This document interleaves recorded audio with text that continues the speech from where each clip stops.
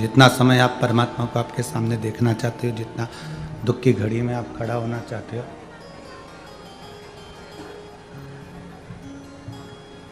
जितना दुख की घड़ी में आप परमात्मा को अपने करीब में देखना चाहते हो, उतना समय आप अवश्य दीजिए। ये मनुष्य की देह जब से संसार सागर में आई, तब से आज तक आदान और प्रदान का जीवन जी रहा है मनुष्य।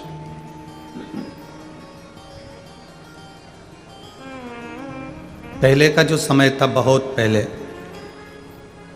आप अपने पूर्वजों से स्मरण करिएगा, या उनके भी पूर्वजों ने जो समय निकाला है, या अब अगर कोई बताने वाला नहीं हो तो किताबों में पढ़िएगा।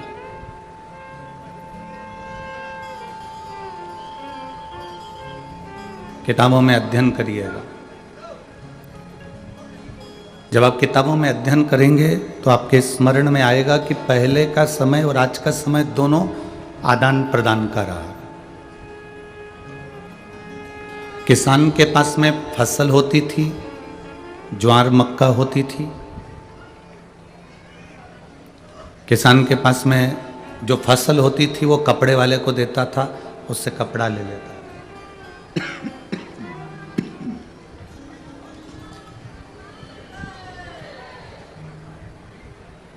किसान के पास जो फसल होती थी उससे वो कपड़ा ले लेता था, कपड़े वाला किसान से अनाज ले लेता था। किसी के पास में अगर कोई दूसरी वस्तु होती तो वो दूसरी वस्तु देकर दूसरी वस्तु प्राप्त कर लेता था। किसी लकड़ी के कारीगर के पास में लकड़ी होती थी तो लकड़ी का सामान बना देता था, लोहे वाले से लोहे का ले लेता था। ये शुरू से आदान प्रदान का क्रम चलता आया है, शुरू से आदान प्रदान चलता रहा है, वो निरंतर चलता रहा। फिर सामान का आदान प्रदान बंद हो गया, फिर कौड़ी आ गई, कौड़ी का आदान प्रदान हुआ। फिर दमड़ी आ गई, दमड़ी का आदान प्रदान हुआ। फिर सिक्का आ गया, सिक्का देने लगे, कॉइन देने लगे, अशरफी देने लगे। सिक्का अशरफी कॉइन बंद हुआ, फिर रुपया आ गया, रुपया देकर हम सामान लेने लगे। मतलब आज भी हम पैसा देते हैं तो कुछ लेते हैं। पहले अनाज देते थे तो कुछ लेते थे, सामान देते थे तो सामान के बदले सामान लेते थे। अभी कहीं कहीं पर आपने देखा होगा कि डलिया में बर्तन रख के कुछ महिलाएं आती हैं। आपके इधर आपने देखा कि नहीं देखा वो हमको नहीं मालूम, पर हमने तो देखा। डलिया में महिलाएं बर्तन लेकर आती हैं और उन बर्तन को तुम्हारे यहाँ से कपड़े लेती हैं और कपड़ा लेकर वो बर्तन उनको दे देती हैं। बोलो, आपने देखा है कि नहीं देखा? देखा है ना। मतलब ये आदान प्रदान है, इसी को आदान प्रदान कहा गया, इसी को आदान प्रदान का महत्व वर्णन किया गया, इसी को आदान प्रदान कहते हैं। तुमने कुछ दिया, सामने वाले ने कुछ दिया, फिर तुमने कुछ दिया, सामने वाले ने कुछ दिया, फिर तुमने कुछ दिया, सामने वाले ने फिर कुछ दिया। अब जैसे सांसारिक भाषा में आदान प्रदान चलता है, उसी तरह परमात्मा के यहाँ भी आदान प्रदान चलता है। आपने जितनी श्वास, आपने जितना समय भोलेनाथ को दिया है, उतना समय भोलेनाथ, उतनी श्वास भोलेनाथ आपकी दुख की घड़ी में आपके दरवाजे पर आकर दे दे।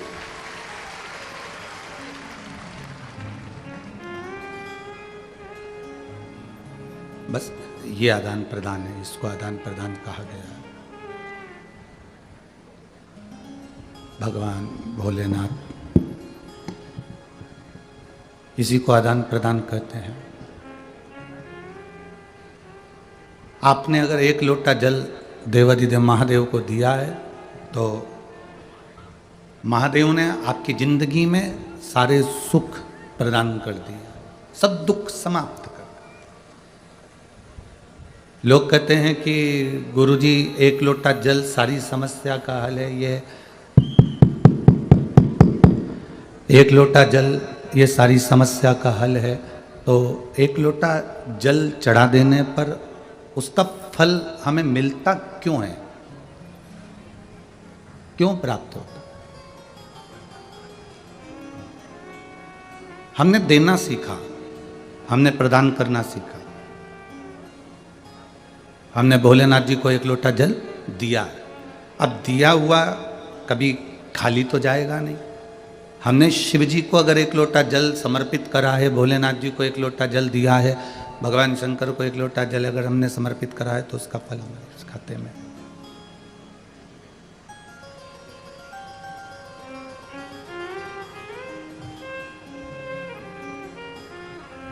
गला पकड़ रहा है बहुत तेज, कैसे बोले माइक पे?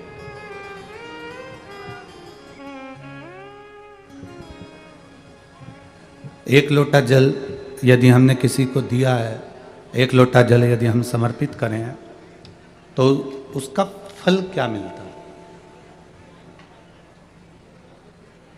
हम कैसे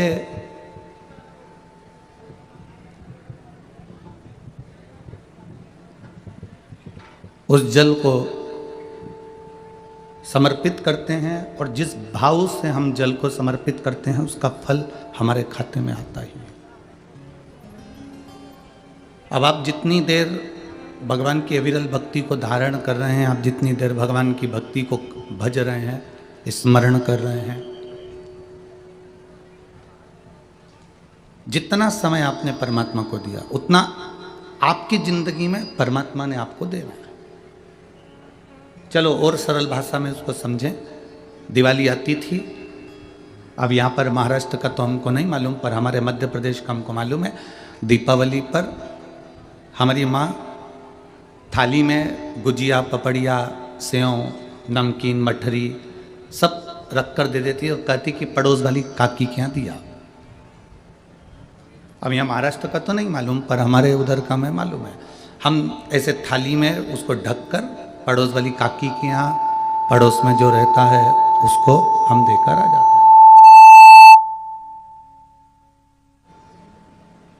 पड़ोस में जो रह रहा होता है हम उसको दे देते हैं।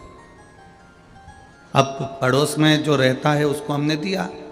अब वो जो काकी के हम जो प्लेट भर कर सामान देकर आए ना, फिर वो काकी भी क्या करती थी, जम के तो बोलो जरा, वो भी प्लेट भर कर हमारे यहाँ भेजती थी। आपने देखा है कि नहीं देखा? सबने देखा है ना। ये अपना स्वयं के अनुभव से हम आपको समझाने का प्रयास करें। हमने काकी जी के यहाँ दिया तो काकी जी ने हमारे यहाँ दिया, हमने बुआ जी के यहाँ दिया तो बुआ जी ने हमारे यहाँ दिया। शादी में गए, हमने अगर 500 का लिफाफा दिया तो उसने लिख के रखा, और हमारे यहाँ की शादी में भी उसने 500 का लिफाफा दिया।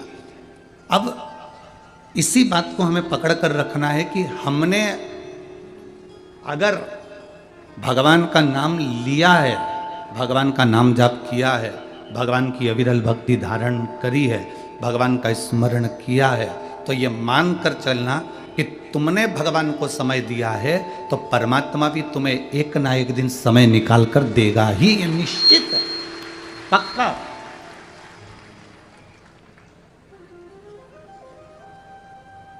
फिर उसमें कोई विषय चिंता का नहीं होता।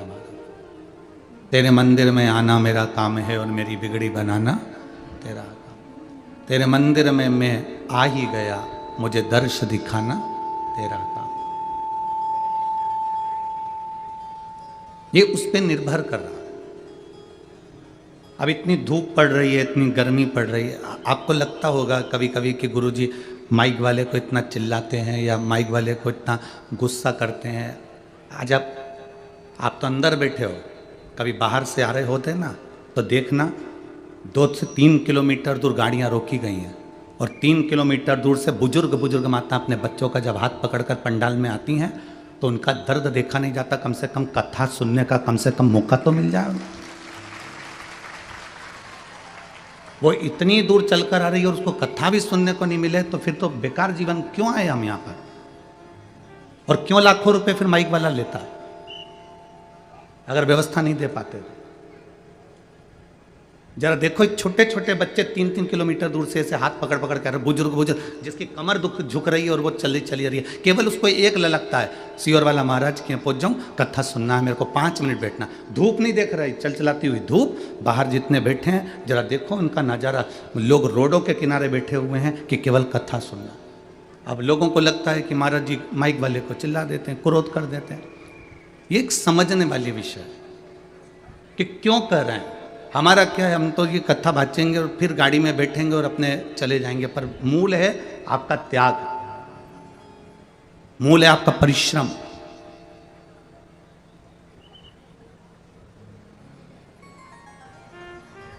एक स्मरण का जीवन आनंद में, अविरल भक्ति का जीवन जी। और तेरी कृपा बिना ना हिले एक भी अणु, लेते हैं श्वास तेरी कृपा से तनो तनो। हे गंगाधार मुक्ति द्वार ओंकार तू, भोले ओंकार तू। आयो शरण तिहार शंभो तार तार तू। बखान क्या करूं मैं राखों के ढेर का, चपटी भगोत में है खजाना कुबेर का। हे गंगाधार मुक्ति द्वार ओंकार तू, भोले ओंकार तू। आयो शरण तिहार शंभो तार तार तू। उसका भजन खाली नहीं जाए, उसका नाम जाप खाली नहीं जाए, उसका मंत्र जाप खाली नहीं जाए। आप जो जपे हो उसका फल मिलता जरूर। अब रोड के किनारे किनारे चलकर देखना, रोड के किनारे किनारे जितने पेड़ लगे होते हैं उन पेड़ों पर वन विभाग वाले कलर पोत देते हैं। देखा है आप लोगों ने? उन रोडों के किनारे पर जितने पेड़ लगे हुए हैं, जितने वृक्ष लगे हैं, उस पर उन्होंने कलर पोत दिया। कोई पे सफेद, वन विभाग का जो भी कलर होता है वो उस पर पोत दिया जाता है। अब जब कलर पुत गया पेड़ के ऊपर, वृक्ष के ऊपर कलर पुत गया, तो वो पेड़ किसका हो गया? वो तुम्हारा है क्या? जम के तो बोलो नहीं। किसका है? सरकार का। वन विभाग का हो गया, सरकार का हो गया। सरकार ने, इसीलिए तुम जब वोट डालने के लिए जाते हो तो तुम्हारी उंगली पे भी कलर लगा दिया जाता है कि तुम इतनी देर के लिए सरकार के हो। जब तुम्हारी उंगली पर कलर लगाया तो उतनी देर तुमने मतलब सरकार का काम किया, तुमने वोटिंग करी, उतनी देर तुम सरकार के हो। पेड़ पर कलर लगा दिया, वृक्ष पर कलर लगा दिया, वृक्ष पर कलर पोता तो ये मालूम पड़ जाता है कि ये सरकार का है। उसी तरह जैसे पेड़ पे कलर देखकर पहचाना जाता है कि ये सरकार का है, उसी तरह हमारे गले में जब रुद्राक्ष की माला होती है या तुलसी की माला होती है या मस्तक पर तिलक होता है तो पहचान जाता है कि ये भोले नाथ का है। पेड़ सरकार का है तो अपन भी उस सरकार के, अपन भी उस परमात्मा के।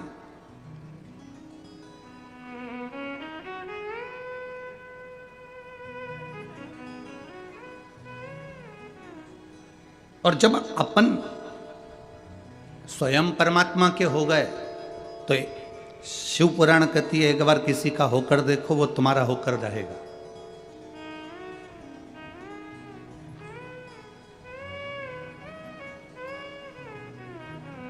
एक दरवाजे पर 4 बजे गाय को रोटी मिलती है। कितनी बजे? 4 बजे। प्रैक्टिकल करना। सियोर वाला महाराज झूठ तो नहीं बोल रहा है, प्रैक्टिकल करते रहना चाहिए, प्रैक्टिकल करने में पीछे नहीं हटना।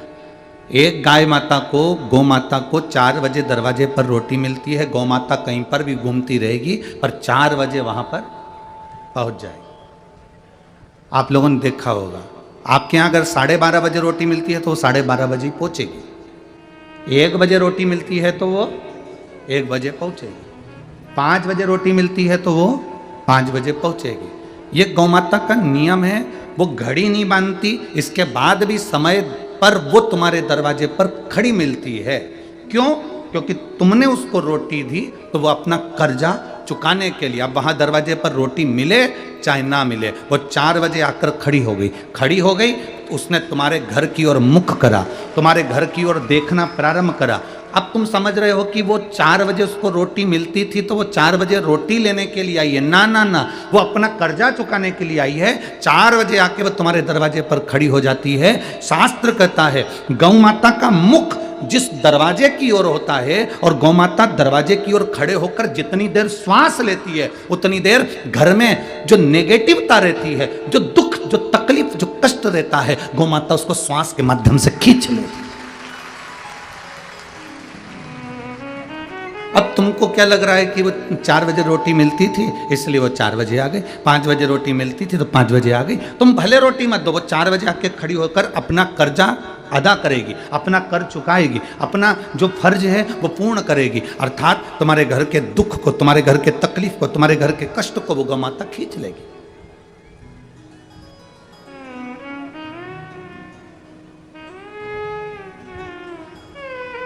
वो तुम्हारे दरवाजे से अपने आपके दुख को खींच कर ले जा रही है,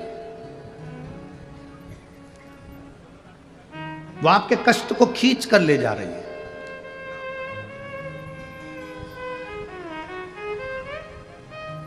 और कृपा की ना होती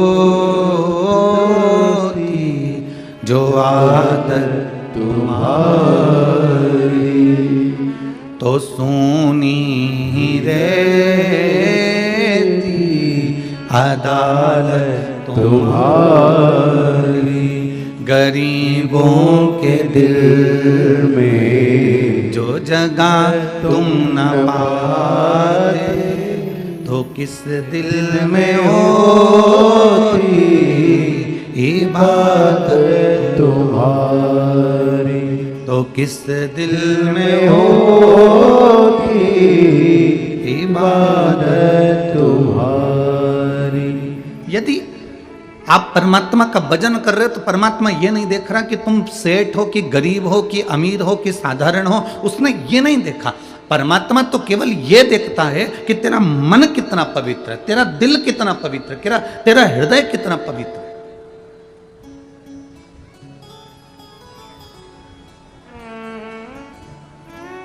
ए मेरी वनी की जीजियों और मेरे वनी के जीजाओं, बहुत सावधानी से सुनना। घर में मंदिर बनाना सरल है। पत्थर का खरीद लाओ, रख दो, लकड़ी का खरीद लाओ, रख दो, फर्नीचर का बना लो, तैयार कर लो। घर में मंदिर बनाना सरल है। शिव पुराण कहती है दिल को मंदिर बनाना कठिन है।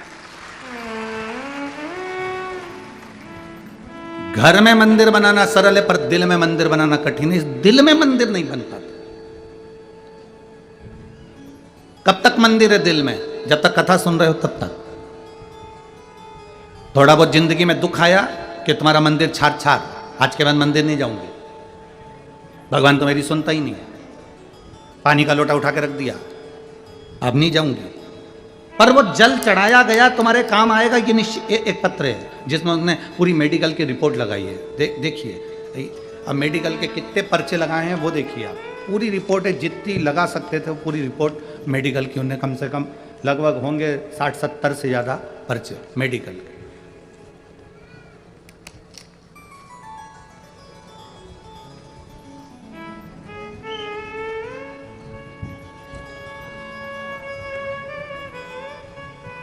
सो मनीषा प्रफुल्ल खंडालकर, निवासी मांडली, तहसील बरोरा, जिला चंद्रपुर। मोबाइल नंबर ये है, कहीं बैठी हो तो हाथ हिला सकती हैं।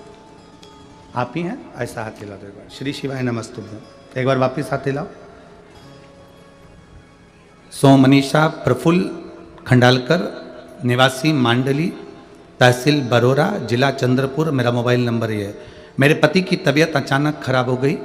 गुरुजी, मैं उनको नागपुर न्यू इरा हॉस्पिटल लेकर गई। वहाँ जांच के बाद पता चला कि मेरे पति का लीवर पूर्ण तरह से खराब हो गया है, ऑपरेशन करना होगा। ऑपरेशन का खर्चा लगभग 35 लाख रुपए बताया गया। गुरुजी, 90% लीवर खराब हो गया था। आप लोग पर्चा, आप लोग जो पत्र है इसको टीवी चैनल पर पढ़ भी रहे होंगे। खर्चा 35 लाख रुपए बताया गया। गुरुजी, 90% लीवर खराब हो गया। मेरे पास दुख का पहाड़ आन पड़ा। तभी मेरी जेठानी नागपुर से शिव पुराण कथा सुनने गई। नागपुर में जब शिव महापुराण की कथा चल रही थी तो वो सुनने के लिए गई, और वहां से उस समय पर किसी कारणवश उनका व्यासपीठ पर जाना हुआ और व्यासपीठ के बेलपत्र वो मांगकर लेकर आई। वो बेलपत्र पूरी तो उनको नहीं मिल पाई थी क्योंकि आपके यहाँ व्यासपीठ पर भीड़ बहुत थी, तो बेलपत्री का केवल एक पत्ता उनको मिला था, उसमें से आधा पत्ता उन्होंने मेरे को दिया। अब आधा पत्ता जो प्राप्त हुआ, जेठानी ने वो पत्ता मुझे दिया आधा, और आधा खुद ने रखा और कहा, ये भैया जी के शरीर पर ये बेलपत्री का पत्ता रखवा देना या उनके पास में रख देना, बाबा अच्छा कर देगा। मैं शिव पुराण की कथा सुनकर आई। हमने कहा वो वेंटिलेटर पर पड़े हुए हैं, अंदर जाने नहीं देंगे।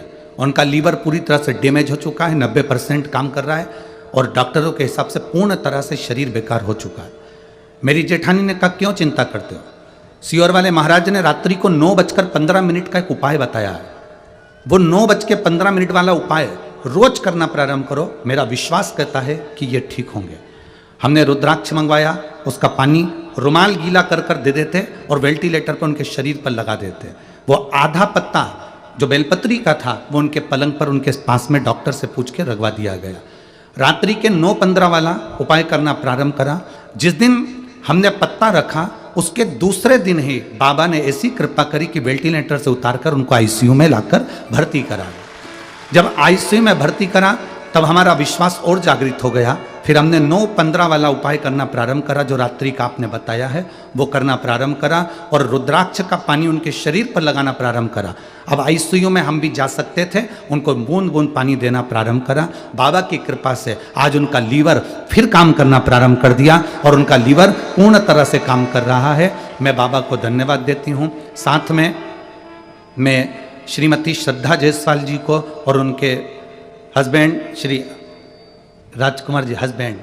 राजकुमार जी जायसवाल जी को भी धन्यवाद दे रही हूँ कि जिन्होंने शिव महापुराण की कथा यहाँ करवाई और हमको सुनने का मौका दिया। साधुता है आपको। बैठिए।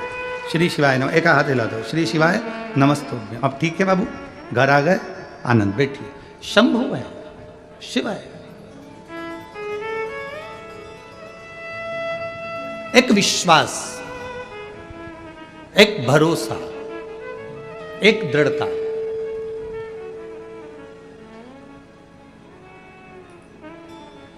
एक बात बताएं आप लोगों को, थोड़ा आज सुन के बड़ा वैसा लगेगा। कई जगह पर जब कोई बहुत सारे नेतागण जब लोग कथा करवाते हैं या कोई कथा का आयोजन करवाते हैं,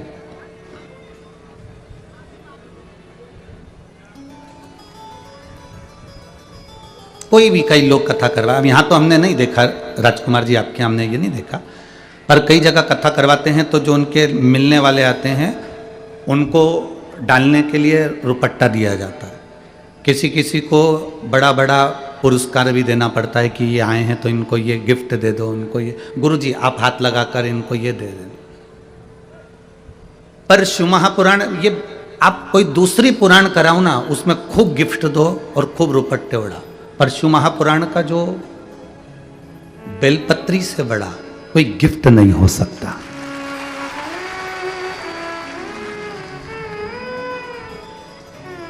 शिव महापुराण का इस बेलपत्र से बड़ा कोई गिफ्ट नहीं हो सकता। अगर आपके पास गीता प्रेस गोरखपुर की शिव महापुराण की पुस्तक हो, पोथी हो, पुराण हो, तो घर पर जाकर पढ़ना। उसके विद्येश्वर संहिता को पढ़िए, रुद्र संहिता को पढ़िए, उसके उमाखंड को पढ़िए। उसमें वर्णन करा, जब कौमार खंड को पढ़ो या उसमें आप चरित्र पढ़ेंगे तो उसमें वर्णन आता है कि जब तुमरुक्का चंचुला देवी चंचुला देवी जब कथा पूर्ण सुन लेती है अपने पति बिंदुक के लिए और शंकर पार्वती उसके यजमान बनते हैं। शिव पार्वती उसके यजमान है और यजमान बनने के बाद जब पुराण पूरी हो जाती है पूरी, तो शंकर भगवान से तुमरुका जी कहते हैं कि इस पुराण के लिए आप कुछ कहेंगे नहीं। शंकर भगवान ने कहा इस पुराण पर मैंने प्रतिदिन बेलपत्र समर्पित करी। सुनो तुमरुका जी, ये बेलपत्र किसी औषधि से कम नहीं होगी और विराम दिवस की जो बेलपत्र होती है वो कुबेर के खजाने से कम नहीं होती है। ये स्वयं शिव महापुराण के गीता प्रेस गोरखपुर की पुराण लेकर आओ, उसको पढ़ो, उसमें स्पष्ट लिखा हुआ है।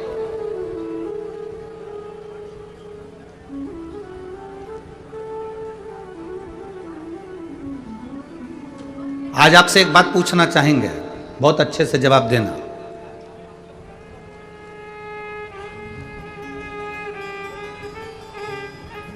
आप किसी के यहां जाएं, शादी में, फंक्शन में,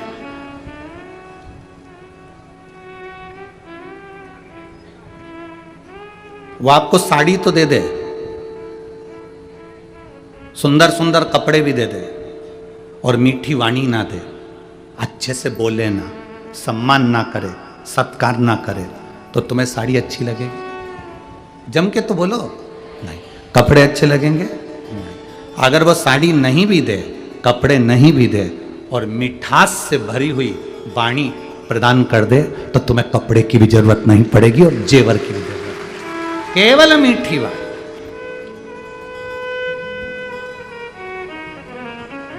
केवल एक प्रेम के शब्द पे, केवल एक स्नेह व शब्द का संबोधन।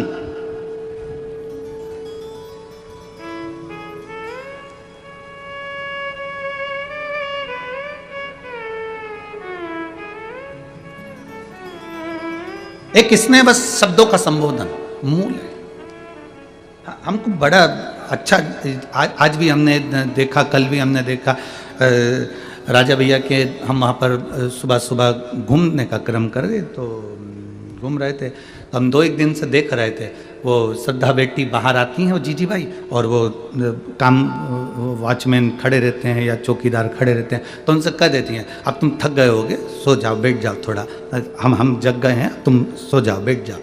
एक स्नेह की वाणी, एक प्रेम की वाणी, एक वात्सल्यता की वाणी।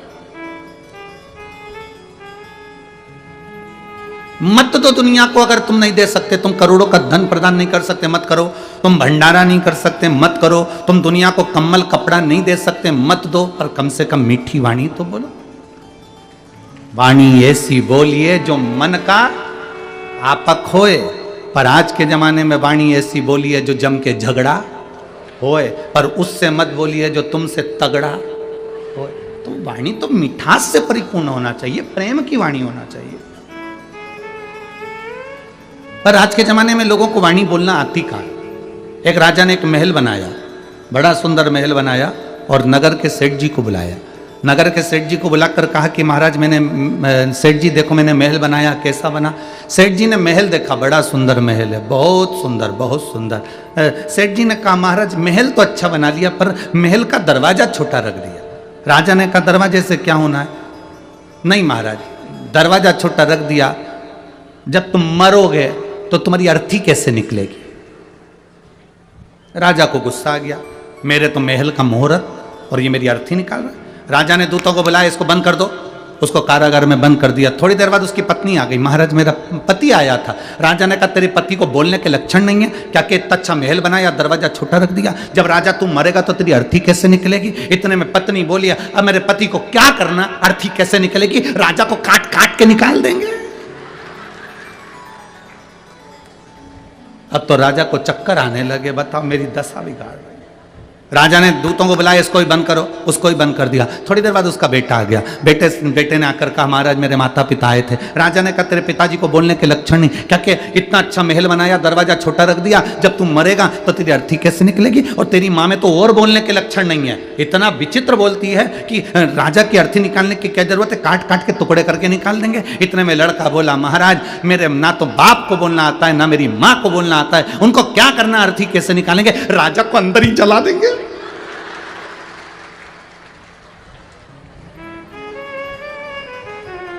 राजा चक्कर खा के नीचे गिर गया। इतने में उनके गुप्तचर ने कहा, जिसके खानदान में मीठा बोलने की आदत नहीं, वो कभी जिंदगी में मीठा नहीं बोल सकता। ये बहुत बड़ी क्वालिटी होती है। मनुष्य बोलना तो सीख जाता है, पर आखिरी तक भी ये नहीं सीख पाता कि बोलना कैसे है, शब्दों का संबोधन कैसा है।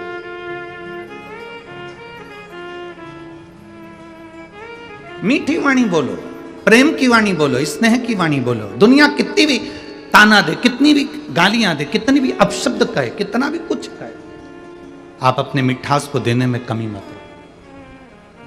प्रेम दोगे, प्रेम मिलेगा। नफरत दोगे, नफरत मिलेगी।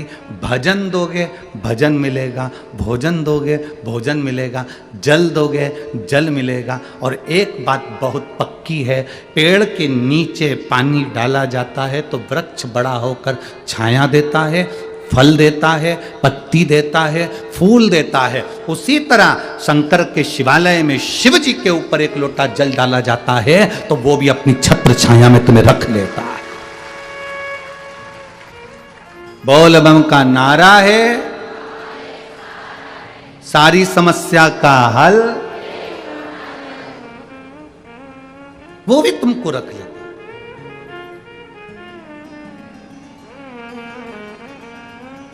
वो अपने भीतर तुम्हें संजो कर रखता है। और मैंने तेरे ही भरोसे बाबा, तेरे ही भरोसे हवा बिच उड़ती जावांगी, बाबा डोर हटो छठीला मैं कटी जावांगी। भोले मैं तेरी पतंग, बाबा मैं तेरी पतंग हवा विच उड़ती जावांगी, बाबा डोर हटो छठीला मैं कटी जावांगी। हम जब उसके करीब पहुंच गए तो वो हमारा हो गया, हम उसके।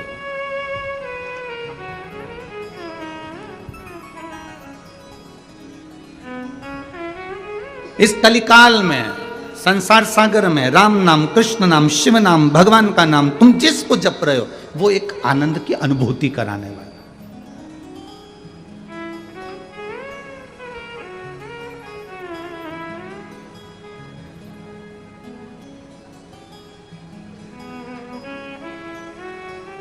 वो एक आनंद की अनुभूति कराने वाला। जाया करो, शिव के दरवाजे पर जाने से कभी मुख मत मोड़ो। तुम ये मत सोचना कि अभी हमारा काम नहीं हो रहा। कई लोग कहते हैं गुरुजी पशुपति व्रत करना है, कौन सा मुहूर्त अच्छा रहेगा। कई लोग कहते हैं गुरुजी 16 सोमवार का व्रत करना है, कौन सा मुहूर्त अच्छा रहेगा। कई लोग कहते हैं गुरुजी सोमवार का व्रत प्रारंभ करना है, कौन सा मुहूर्त अच्छा रहेगा। कोई कहता है मुझे शंकर जी के मंदिर जाना प्रारंभ करना है, कौन सा मुहूर्त अच्छा रहेगा। शिव महापुराण की कथा में वर्णन किया गया कि शंकर के मंदिर में, शंकर के ग्रह में, शंकर के मंदिर शिवालय में, देवालय में, शिव पुराण में, शंकर की स्तुति में, शंकर के अनुमोदन में, शंकर के भजन में मुहूर्त नहीं देखा जाता, क्योंकि शंकर काल अधिपति महाकाल है। उसने समय बनाया है तो वो मुहूर्त खुद बनाता।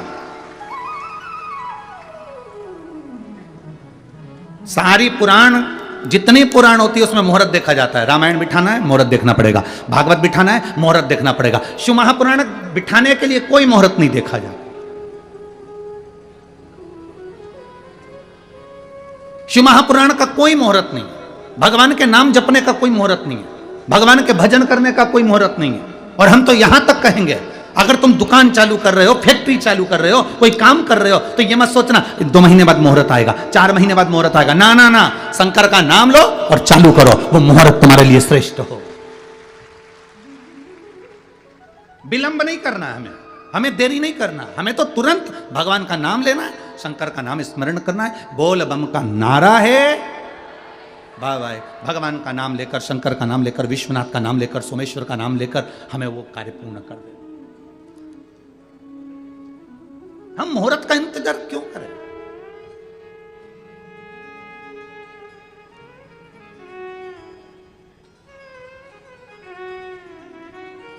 काल करे सो, जम के बोलो जरा, तुम लोगों को तो आता होगा।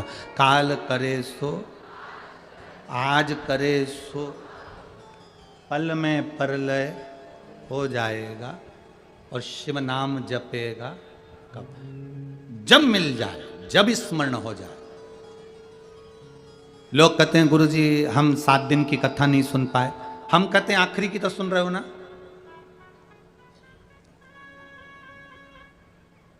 हम आखिरी दिन भी नहीं आ पाए और बीच में आ जाए, जो तुम्हें समय मिले, जैसा तुम्हें समय मिले।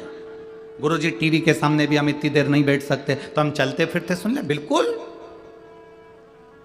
कौन ने मना करा? यमराज आएगा तो ये देखकर आएगा कि तू सोफे पे बैठी है। बोलो, यमराज जी कहेगा कि तू रोटी खा ले, इसके बाद लेकर चलूंगा?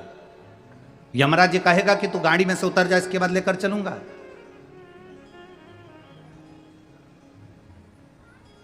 मृत्यु का कोई समय नहीं, मृत्यु का कोई ठिकाना नहीं और मृत्यु का कोई समय नहीं है। हमें इंदौर की एक घटना ध्यान में आती, बहुत पहले की, अभी अभी के नहीं है, कम से कम हो गए 15 से 16 साल से ऊपर, बल्कि जब वहाँ पर एक वो मॉल बना था, पहला मॉल इंदौर में बना था, वो ट्रेजर आइलैंड करके कोई एक पहला मॉल बना था।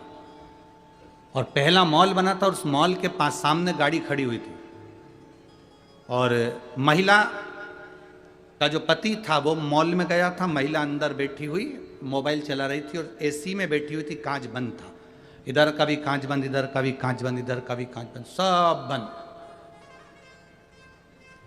वो मोबाइल चला रही थी। 2 बैल कोई दूसरे चौराहे पर लड़े थे, उसका एक बैल दौड़ता दौड़ता आया और गाड़ी के कांच में से सींग को महिला के पेट में मार दिया और उसी समय उसके प्राण छूट गए। मौत 7 ताले में भी बंद हो जाओ तो भी आना निश्चित है।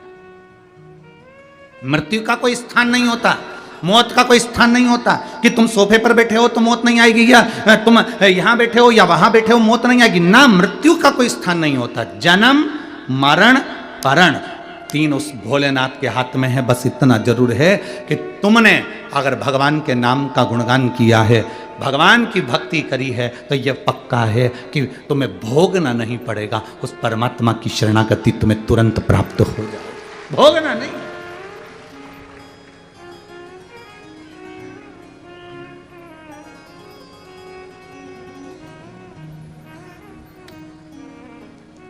आप लोगों में से कोई कभी किसी हॉस्पिटल में, ऐसे हॉस्पिटल में गए हो जिस हॉस्पिटल में जाने पर अगर आप दर्द का दर्शन करेंगे तो शायद आप भी कहेंगे इनकी मृत्यु क्यों नहीं आ जाती।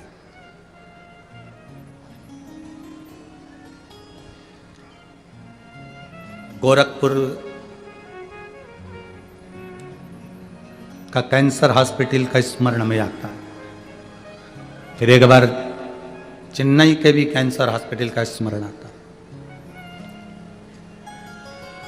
वहां जो कैंसर का मरीज होता है वो इतना दर्द भोगता है कि वो भगवान से रोज की प्रार्थना करता है कि प्राण छूट जाए, मौत नहीं आती। इतना तकलीफ उसके जीवन में होता है, इतना कष्ट होता है।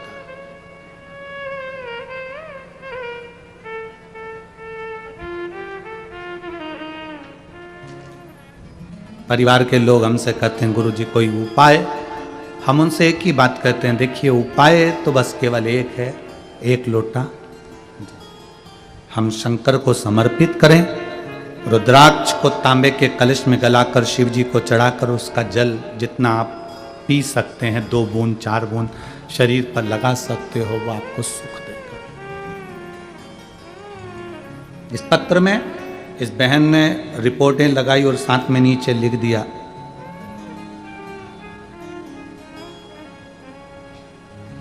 मैंने मेरे पति की जांच की पूरी फाइल पत्र में लगा दी है, जिसमें डॉक्टर के हिसाब से रिपोर्ट नॉर्मल है। आश्चर्य में डॉक्टर भी पढ़ता है कि ऐसा कौन सा पुण्य उदय हो गया हमारा, पुण्य कौन सा प्रबल हो गया हमारा।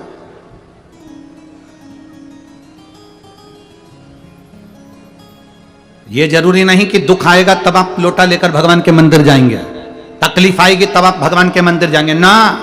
शिव महापुराण की कथा कथी अपने घर के बच्चों की आदत बना दीजिए।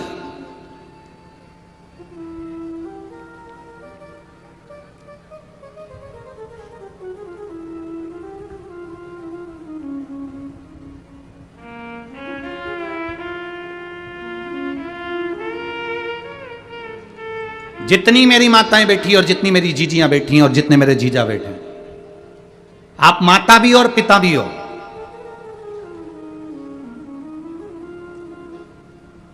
माता किसको कहते हैं? केवल बच्चे को जन्म देने वाली,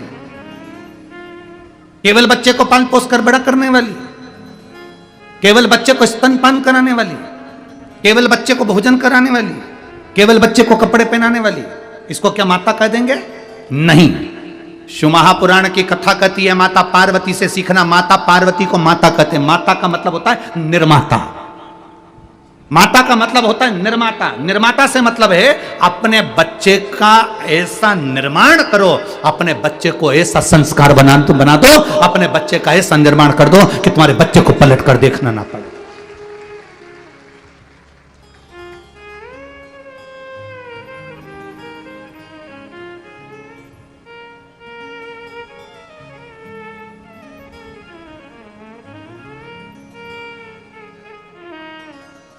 अपनी बीबी के लिए महल बनाने वाले तो ढेर सारे राजा हुए, आगरा में भी चले जाओ एक है, ठीक है। अपनी बीबी के लिए महल बनाने वाले ढेर सारे राजा होंगे, पर अपनी मां के लिए स्वराज वापिस लाने वाला तो केवल एक छत्रपति शिवाजी ही था।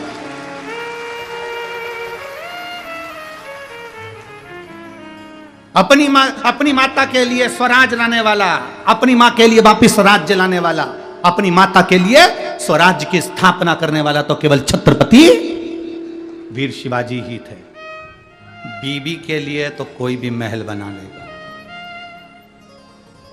बीबी के लिए महल बना लेना सरल बात, कोई भी पर अपनी माता के लिए स्वराज, अपनी माता ने कह दिया कि मुझे यह चाहिए, मतलब ये मेरा महल मुझे चाहिए तो चाहिए। और छत्रपति शिवाजी महाराज ने कह दिया मां सेना बहुत है उसके पास में, मेरे पास इतनी सेना नहीं है मां, मेरे पास इतनी सेना नहीं है मां, कैसे जाऊंगा कैसे लाऊंगा। जीजाबाई कहती है तू रुक मैं जाती हूं। छत्रपति शिवाजी ने कहा मां अब तू मत जाना। जीजाबाई हाथ पकड़कर वीर शिवाजी को बाल्यावस्था से, बचपन में जब वीर शिवाजी केवल 3 साल के थे,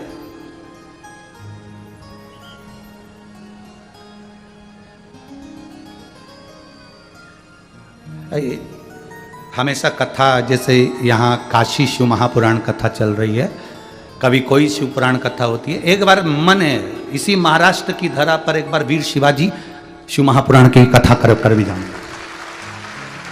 छत्रपति वीर शिवाजी शिव पुराण की कथा भी इस पवित्र भूमि पर महाराष्ट्र की, और प्रयास करेंगे जहां शिवाजी महाराज का समय अधिक बीता होगा, जहां उनका जन्म काल, जहां उनका राजपाट का स्मरण हुआ होगा, वहीं उसी भूमि पर प्रयास करेंगे कि एक बार छत्रपति वीर शिवाजी शिव महापुराण का कथा का भी स्मरण किया।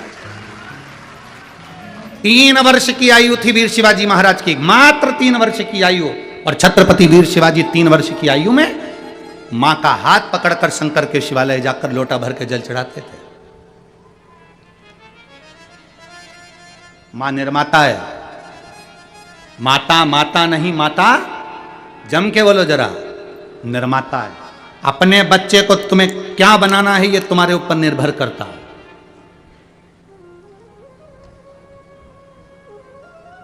वो पहले सर्कस में शेर आते थे, तुमने देखे? अरे बोलो तो जम के।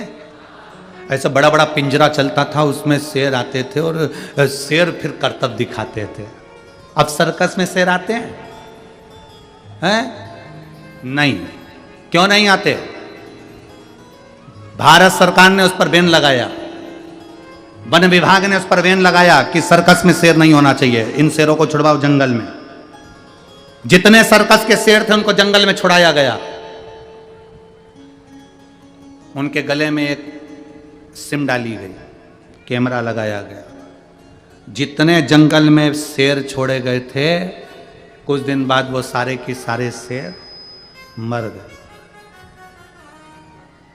पता लगाया इन शेरों को किसने मारा, मालूम पड़ा कुत्तों ने मार दिया।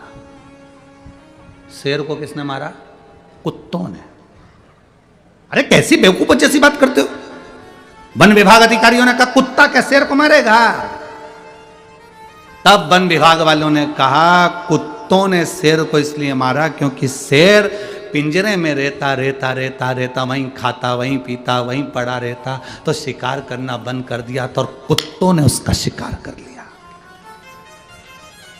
ये केवल शेर और वन विभाग की कथा नहीं, अपनी कथा है। अपनी औलाद को पिंजरे का शेर मत बनाओ कि घर में चाउमीन ने, रोटी ने, टुकड़ा ने, मेरा बेटा मेरा बेटा मेरा बेटा मेरा बेटा मेरा बेटा, गाड़ी दे दूंगी, बंगला दे दूंगी, मोटरसाइकिल दे दूंगी, ये दे दूंगी, वो दे दूंगी, चेन दे दूंगी, अंगूठी दे दूंगी, ये दे दूंगी, वो दे दूंगी। बेटे को लगाकर दुकान दे दी, काम दे दिया, धंधा दे दिया, बिजनेस दे दिया, सब बेटे को दे दिया। बेटा एक बार शिकार करने के लिए नहीं गया, एक बार कमाने के लिए आगे नहीं बढ़ा, एक बार उसकी जिंदगी में दुख नहीं आया, दुख नहीं आया, ठोकर नहीं खाई, तो वो आगे बढ़ नहीं पाया। फिर मालूम पड़े कई दोस्त मिल गए, उन दोस्तों ने अपने चुंगल में फंसाया, तुम बूढ़े हो गए और उन दोस्तों ने उसको चुंगल में फंसाकर पूरा एक बार शेयर मार्केट में बिठाया और डब्बा गोल कर दिया। अब रो रहा है, मैं क्या कमाऊं, मैं तो बड़ा दुखी हो गया। महाराज जी पत्रिका देखकर बता दो, मेरी जिंदगी में सुख कम आएगा। महाराज क्या करे पत्रिका का? तुमने अपने बेटे को केवल पिंजरे का शेर बनाया था। अगर आप अपने बेटे से कह दो मेरी दौलत मत देखना, मेरा धन मत देखना, मैं नहीं दे सकती, मेरा मन पड़ेगा मैं उसको दूंगी, इसलिए मेरा निवेदन है तू अपनी कमाई करना खुद चालू कर। जब वो जंगल का शेर बनेगा, शिकार करना प्रारंभ करेगा, जब वो जंगल का शेर बनेगा, कमाई करना प्रारंभ करेगा, जब वो जंगल का शेर बनेगा, ठोकरें खाएगा, लोगों से जाकर भिड़ेगा, तब जाकर कुछ कमा कर लाएगा, तो उसको कमाई का भी अंश मालूम पड़ेगा कि 1 रुपए की कीमत क्या होती है। उसको धन की कीमत मालूम पड़ेगी कि धन की कीमत क्या होती है। लगी लगाई दुकान दे देना, व्यापार दे देना, धन दे देना, संपदा दे देना, बंगला दे देना, गाड़ी दे देना, ना ना ना ना ना।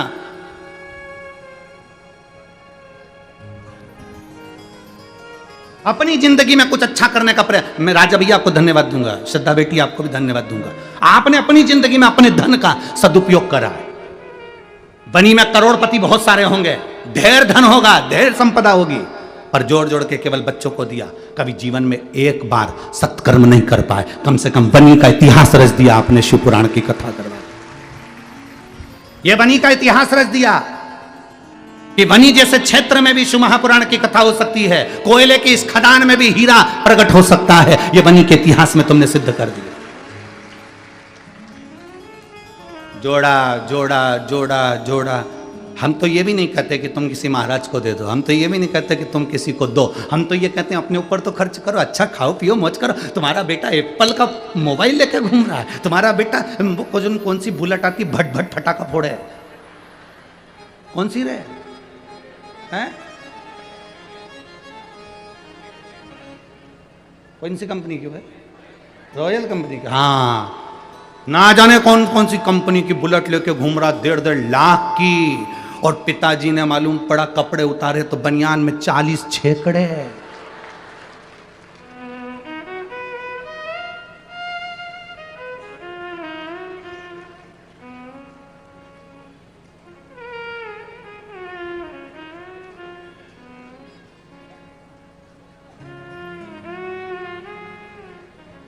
मेरे महादेव को देखकर जीना प्रारंभ करो। मेरे शंकर भगवान की जिंदगी बड़ी विचित्र जिंदगी थी, बहुत मस्त जीते थे।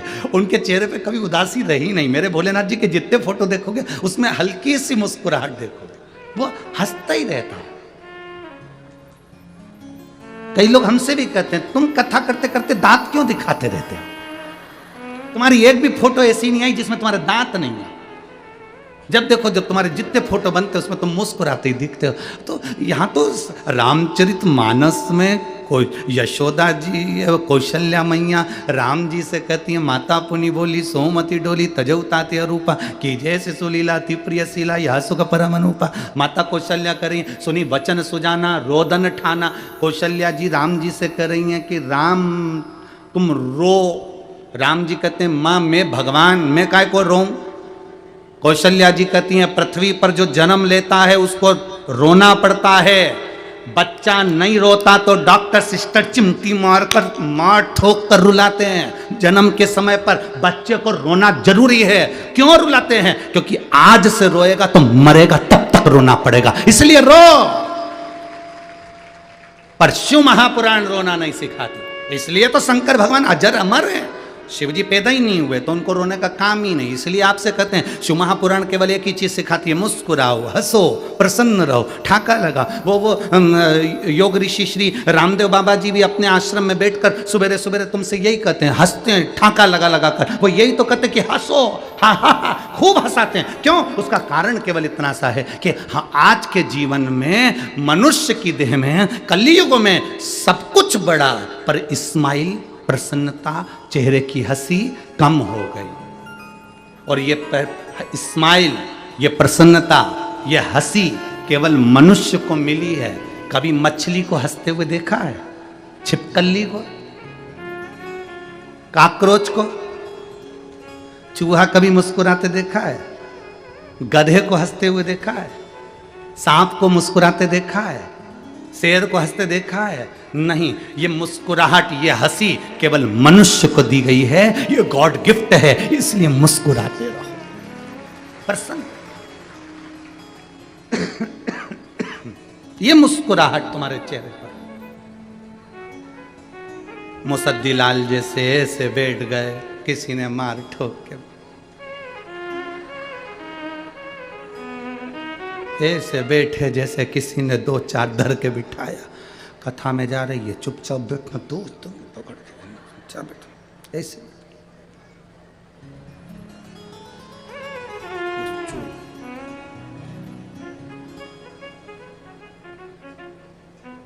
तुम्हारी कोई बेस्ट फ्रेंड भी अगर ऐसी रहे ना, मुसद्दी लाल जैसी,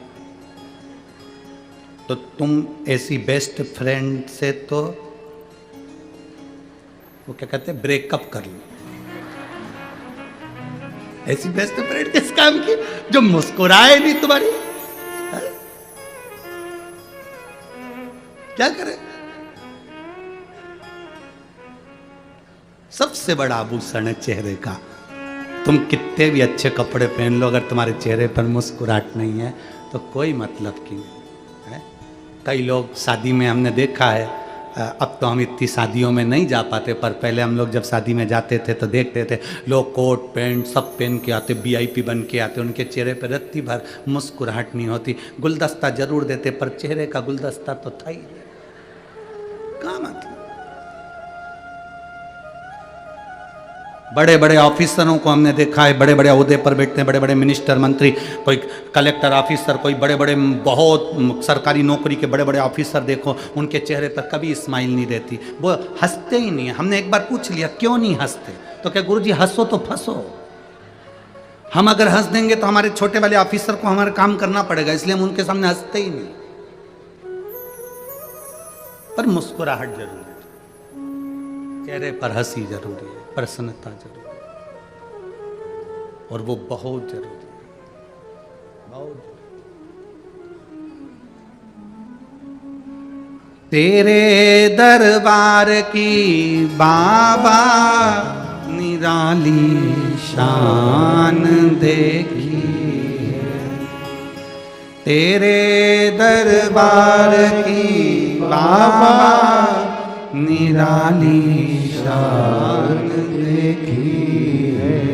तुझे देते नहीं देखा, पर झोली भरी देखी है।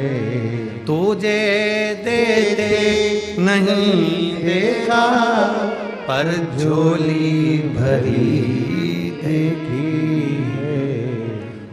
मुख दुनिया मोड़ेगी,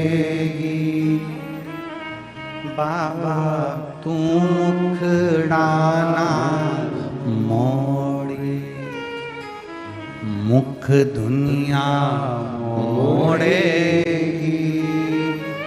बाबा तू मुखड़ाना मोड़े। मैनू लगी परीतीन, बाबा तू है वेना। प्रीत लगाओ परमात्मा से। अगर प्रीत परमात्मा से है तो वो मिलन होगा। एक मुस्लिम बेटी ने पत्र लिखा था कल की कथा में दिया था उसने।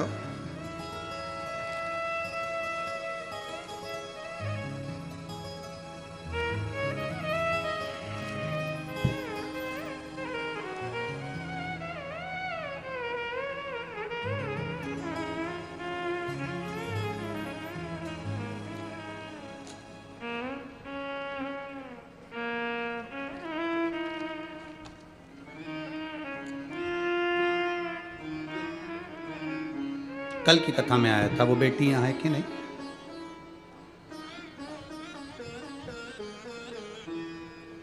निकिता वेदांत लाजेवर, मुकाम पोस्ट वणी, जिला यवतमाल।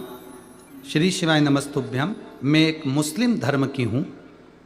मैंने सनातन धर्म के लड़के से, वेदांत लाजेवार से विवाह किया है। कहीं बैठी है बेटी? आप ही हैं? आजा आजा बेटा।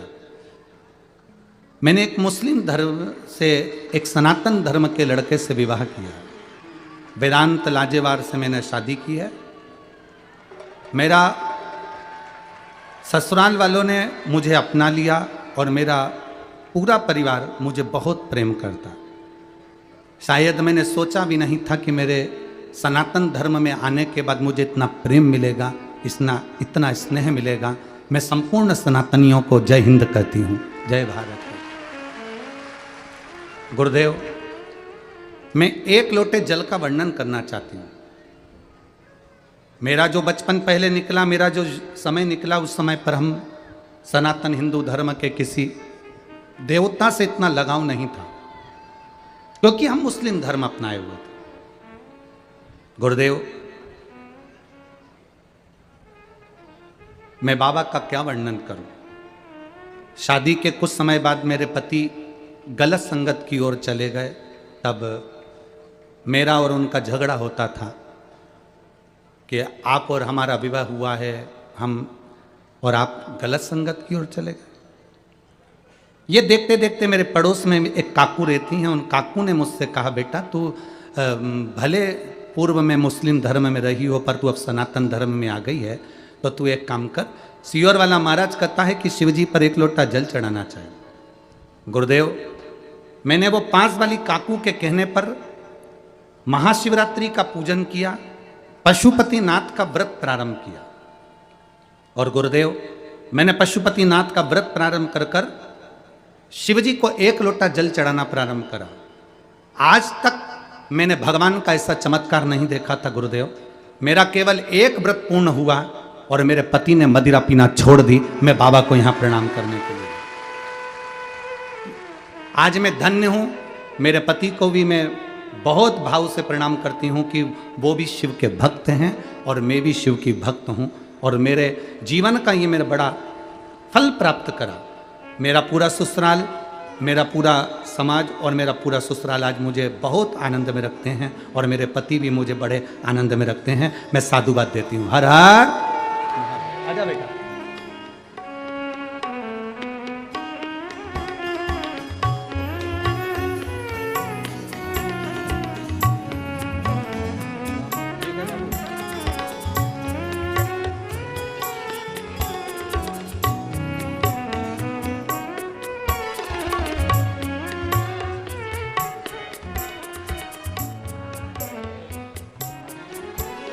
शिव तत्व है।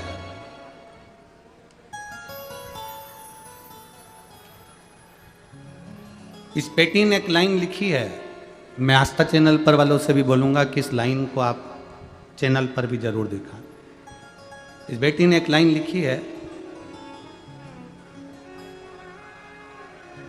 सारे शिव भक्तों को मैं मन से धन्यवाद देती हूँ, श्रद्धा जी आपको और भैया राजकुमार जी जायसवाल जी आपको। बाबा मेरे जीवन का सनातन धर्म अपनाना सफल हो गया और मेरा जीवन धन्य हो गया।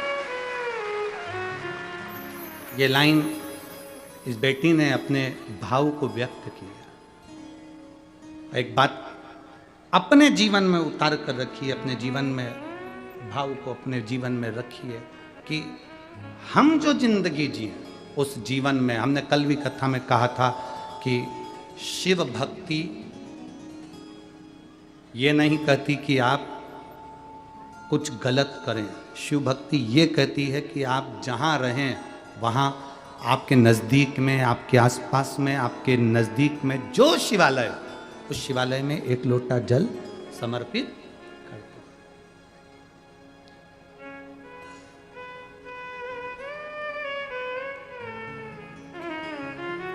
और फिर उसकी मर्जी, वो अपनाए ना।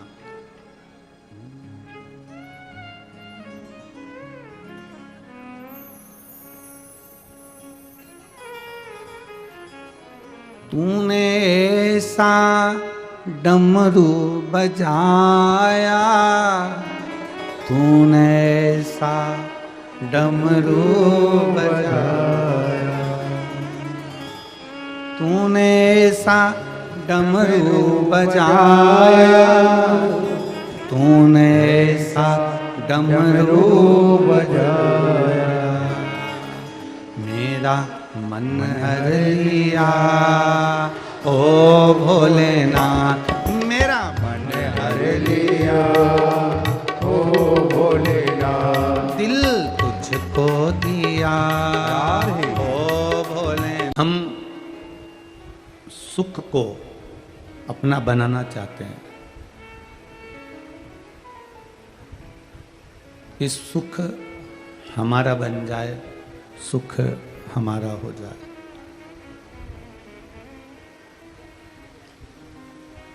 पर शिव महापुराण की कथा कहती है सुख और दुख ये दोनों मेहमान की तरह हैं।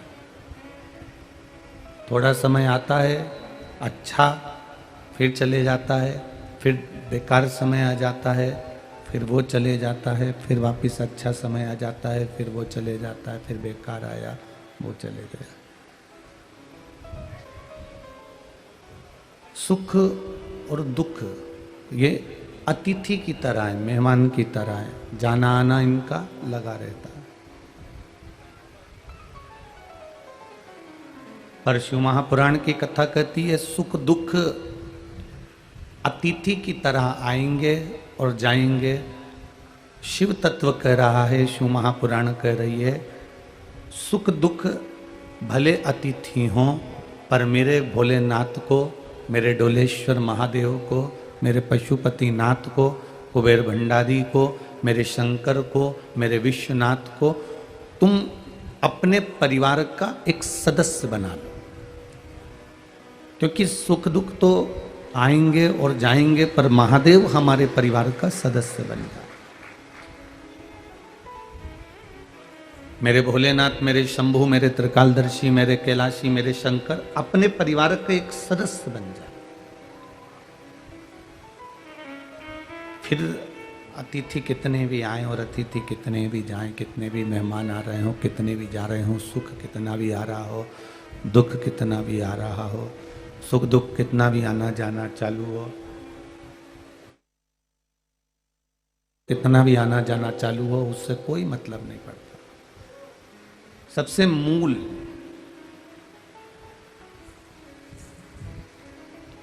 सबसे महत्वपूर्ण हमारा शिव का हमारे परिवार का एक सदस्य बन जाना। और जब भोलेनाथ जी अपने परिवार के सदस्य बन जाएंगे, शंकर भगवान अपने परिवार के सदस्य बन जाएंगे, तो जो घर का सदस्य होता है वो घर में घर जैसा रहता है, अतिथि जैसा नहीं रहता, मेहमान जैसा नहीं रहता। आपके जीवन में थोड़ा सा भी कष्ट आएगा तो जो घर का सदस्य है वो भी दुखी हो जाएगा। आपके जीवन में थोड़ी सी खुशियाँ आएंगी तो जो आपके घर का सदस्य है वो भी खुश हो जाएगा।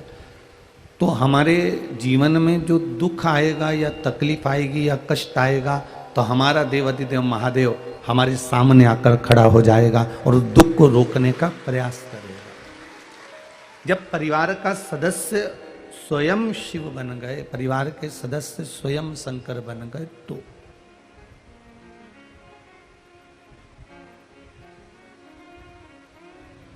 मैंने तेरे ही भरोसे बाबा, क्वालिटी नहीं आ रही है बिल्कुल भी, तेरे ही भरोसे हवा बिच उड़ती जावांगी बाबा, डोर हटो छड़ीला में कटी जावांगी, भोले मैं तेरी पतंग, शंभू मैं तेरी पतंग। अतिथि में और परिवार के सदस्य में अंतर होता है। अतिथि आया है तो वो केवल रहेगा, खाएगा, पिएगा, रुकेगा, कपड़े बदलेगा, मिलेगा, जुलेगा और चले जाएगा।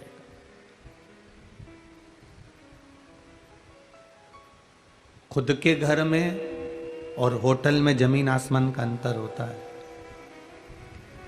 धर्मशाला में रहना और अपने घर में रहने में जमीन आसमान का अंतर होता है। होटल में रहना और घर में रहना जमीन आसमान का अंतर होता है। होटल में, धर्मशाला में व्यक्ति आता है, चादर भी बेकार कर जाएगा, टॉवल भी बेकार कर जाएगा, वॉशरूम भी बेकार कर जाएगा, घर का पूरा जो भी होटल का सामान है उसका मिसयूज कर कर पटक कर चले जाएगा। धर्मशाला में कहीं थूक जाएगा, गंदगी कर जाएगा, कहीं कुछ कर जाएगा, कहीं कुछ कर जाएगा, पटकेगा, चले जाएगा। और खुद का यदि घर हो, खुद का अगर कमरा हो, खुद का अगर मकान हो तो वो गंदगी करेगा क्या? जम के बोलो जरा, नहीं करेगा।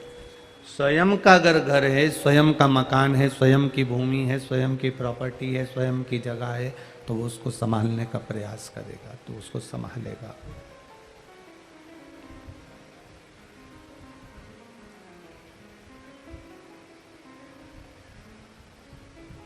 परमात्मा जिस दिन हमारा हो गया, मेरा देवाधिदेव महादेव जिस दिन हमारा हो गया, मेरा उगड़दानी, त्रिकालदर्शी, कैलाशी, अविनाशी, मेरा डोलेश्वर महादेव जिस दिन हमारा हो गया, अपना हो गया, फिर जैसे अपने घर को हम संभाल कर रखते हैं, अपने कमरे को हम सजा कर रखते हैं, अपने घर को हम संजो कर रखते हैं, अपने घर की हम सफाई रखते हैं, जिस दिन इस आत्मा का मालिक परमात्मा हो गया, उस दिन इस शरीर को संभालने की जवाबदारी उस परमात्मा की हो जाती है।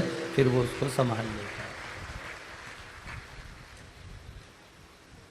फिर वो उसको संभाल लेगा।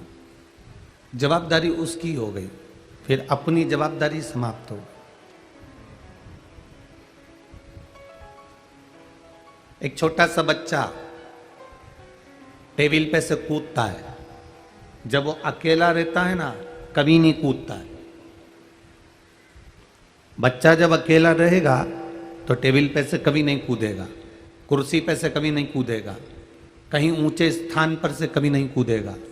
जब उसके माता पिता बैठे हों, जब उसके माता पिता रह रहे हों, जब उसके माता पिता वहाँ सामने होंगे तो वो ऊंची टेबल पे से भी कूद जाएगा, ऊंचे स्थान पे से भी कूद जाएगा, ऊंची जगह से भी कूद जाएगा, क्योंकि उसको मालूम है अकेला हूँ, कूदूंगा, कोई मुझे झेलने वाला नहीं रहेगा, कोई मुझे उठाने वाला नहीं रहेगा।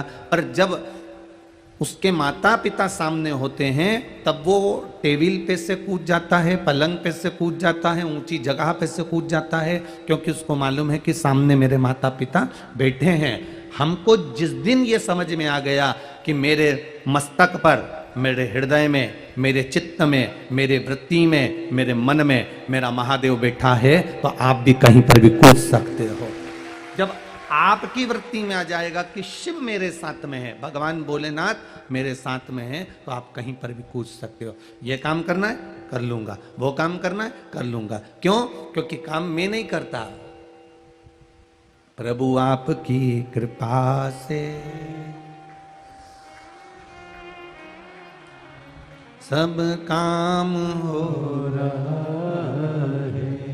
फिर मैं नहीं करूंगा, करेगा वो देवाधिदेव महादेव, क्योंकि आपके भीतर वो उतर कर बैठ गया, आपके अंदर वो आकर समा कर बैठ गया, आपकी चित्तवृत्ति में वो परमात्मा कर बैठ गया, आपकी बुद्धि में, आपके नयनों में, आपकी श्रवण शक्ति में, आपके हृदय में, सब जगह पर वही बैठा हुआ है। बस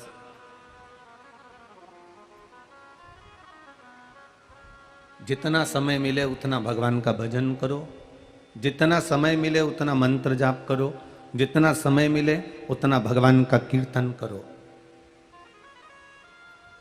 कम बोलो पर काम का बोलो।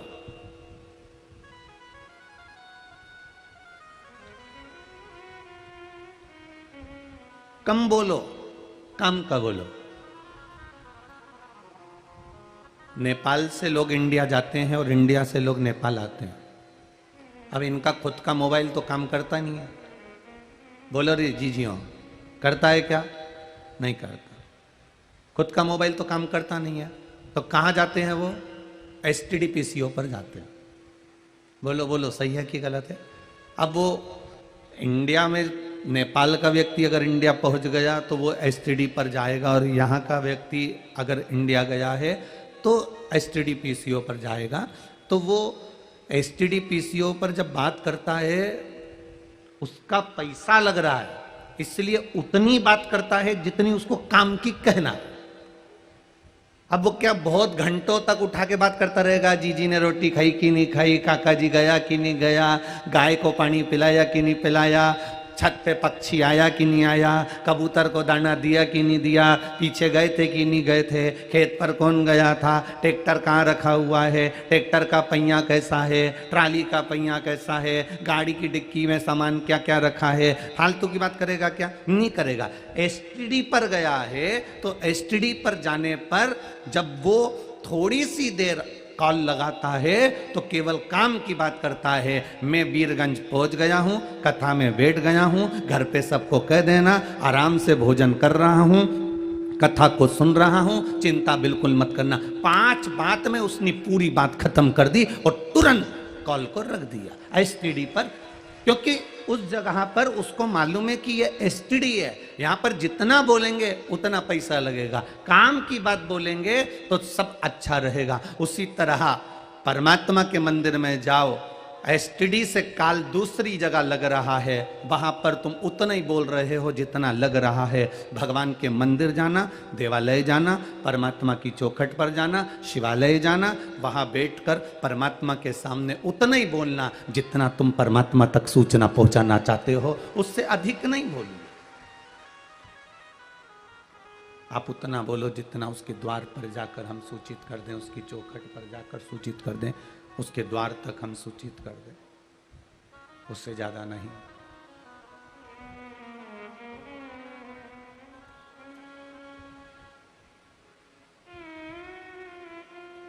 अभी आ रहे थे तो अच्छा, रोज कोई ना कोई, जितने भी खेतान परिवार के छोरे हैं ना, ये रोज बदल बदल के आते हैं। पहले दिन एक आया, दूसरे दिन 2 आया, तीसरे दिन 3 आया।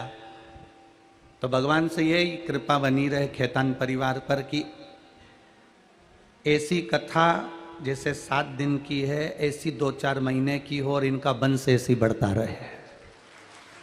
छोरे हो ना के एक एक कथाओं का रसतत्व। आज फिर वो बदल गया। आज वो काठमांडू से एक बालक आया था, क्या था, निखिल, हाँ वो बालक आया। अब उसने एक प्रश्न किया, गुरुजी मेरी मम्मी आपकी कथा सुनती हैं और उन मम्मी की एक बेस्ट फ्रेंड है, वो भी कथा सुनती है। ठीक है, हमने कहा भगवान की कृपा है। तो मेरे स्वप्न में गुरुजी शिवलिंग और भगवान शंकर तांडव करते हुए बहुत दिखते हैं।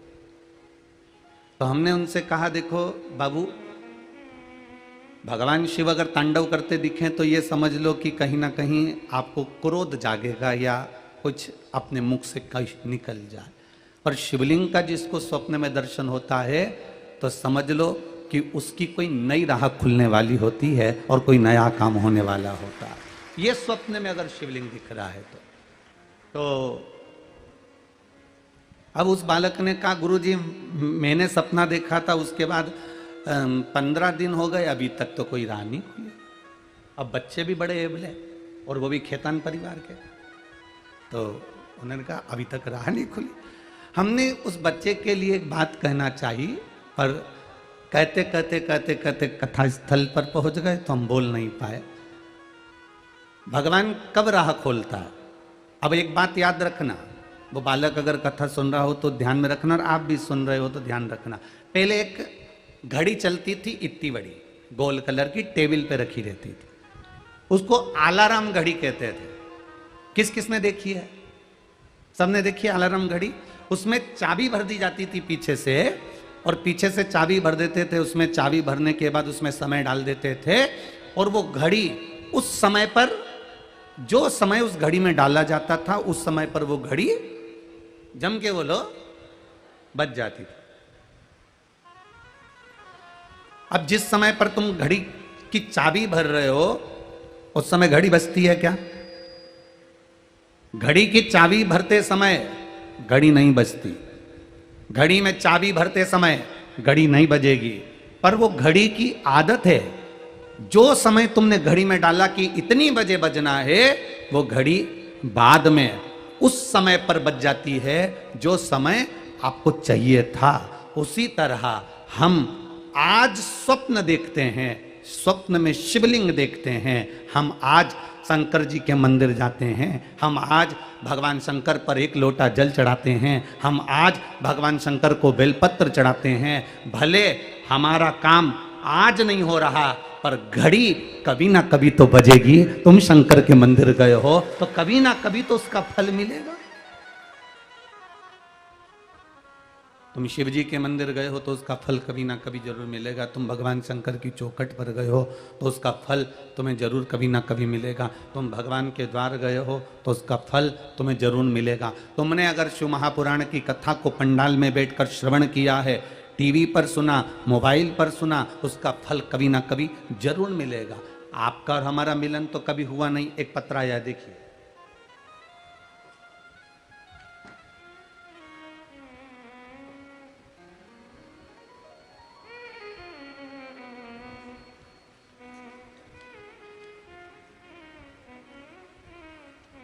अंजना कोट, घर अंजना कोट,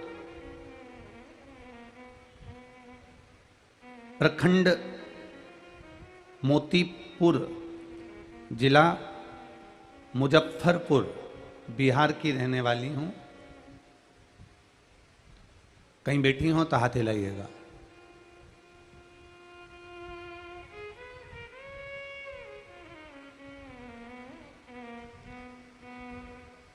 अनामिका कुमारी, मुजफ्फरपुर से आई हूं। घर अंजना कोट, मोतीपुर, मुजफ्फरपुर। मोबाइल नंबर ये है। कहीं बैठी हो तो हाथ हिलाए। कहीं बैठी हैं? आप ही हैं? हाथ हिलाइएगा। ऐसे कर दीजिए। श्री शिवाय नमस्तुभ्यम। गुरुजी, मेरी शादी को 10 साल हो गए थे, पर संतान का सुख नहीं था।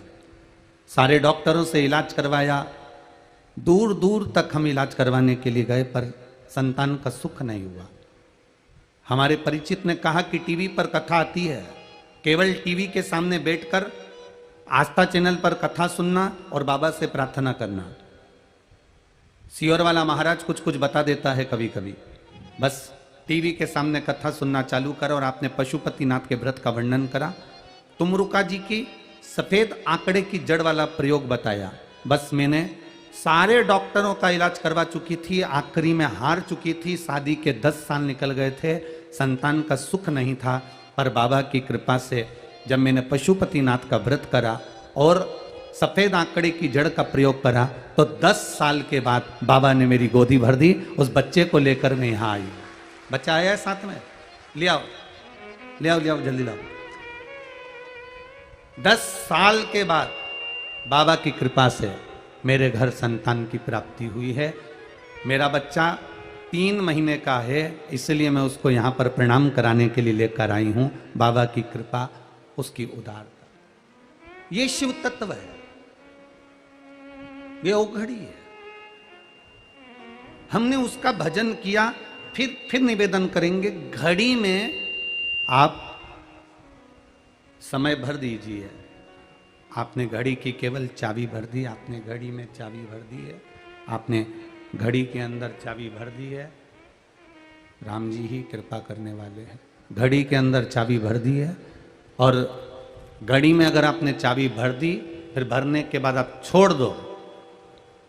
घड़ी में चाबी भरने के बाद जब आपने छोड़ दिया, समय आएगा, अपने आप अलार्म, बोलो जम के बोलो, बज जाएगा।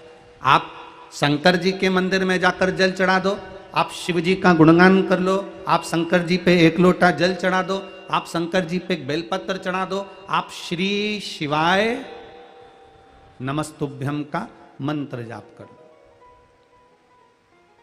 आप करो। आप भगवान शिव की अविरल भक्ति का जाप करो। आप भगवान शंकर की अविरल भक्ति का भजन करो। तेरे मंदिर में आना मेरा काम है और मेरी बिगड़ी बनाना तेरा काम है। आप उसके दरवाजे तक जाओ, आप उसकी चौखट तक जाओ, आप उसके द्वार तक पहुंचो, फिर जल चढ़ाते रहो, चढ़ाते रहो, चढ़ाते रहो, बेलपत्र चढ़ाते रहो, शंकर भगवान का भजन करते रहो, शिव महापुराण की कथा सुनते रहो। जब आपके भजन का फल जब मेरे महादेव देख लेंगे कि तेरी दुख की घड़ी आई है, उस समय पर वह अलार्म बजाना प्रारंभ कर देंगे। उस समय पर तुम्हारा भजन सामने आकर खड़ा हो जाएगा, गला पकड़, तब ये भजन तुम्हारा वहां आकर खड़ा हो जाएगा। एक बार जोरदार ताली बजाएं।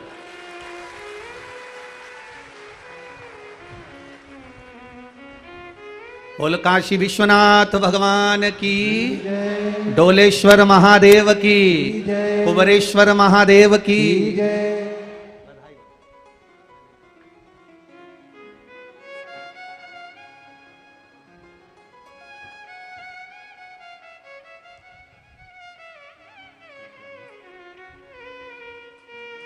10 वर्ष के बाद आया है, बाबा की कृपा है। शिव तत्व की ओर जाएं, हम करें उसका भजन, हम करें उसका स्मरण, हम करें उसका मंत्र जाप, हम करें उसका नाम जाप। और जब हम भजन करते रहेंगे, भजन करते रहेंगे, स्मरण करते रहेंगे, मंत्र जाप करते रहेंगे, कीर्तन करते रहेंगे, नाम जाप करते रहेंगे, तब उसकी जब मर्जी होगी, उसकी जब कृपा होगी, उसकी जब दया होगी, तब हमारा कल्याण वो कर देगा। ये उसके ऊपर है, ये उसकी करुणा के ऊपर है। तेरे मंदिर में आना मेरा काम है और मेरी बिगड़ी बनाना तेरा काम है। हम उसकी चौखट तक पहुंच जाएं, हम उसके द्वार तक पहुंच जाएं, हम उसके दरवाजे तक पहुंच जाएं, फिर मर्जी उसकी है, वो क्या साध रहा है, क्या कर रहा है, ये उसके ऊपर है।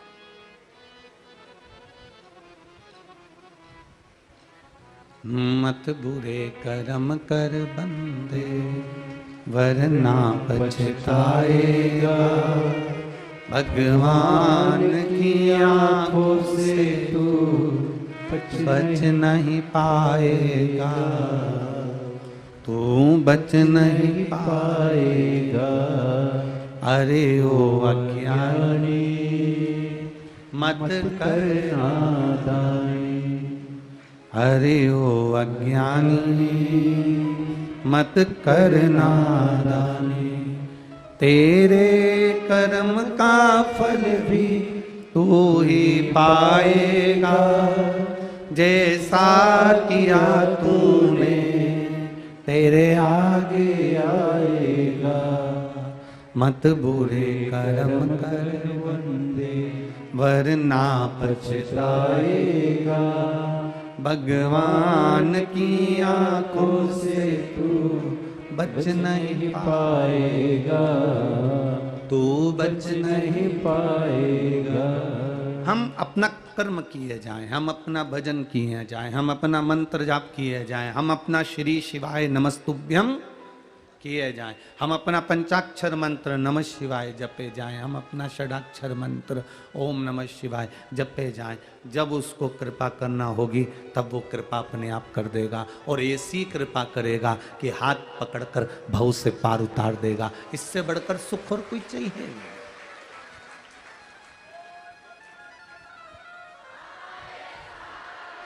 उससे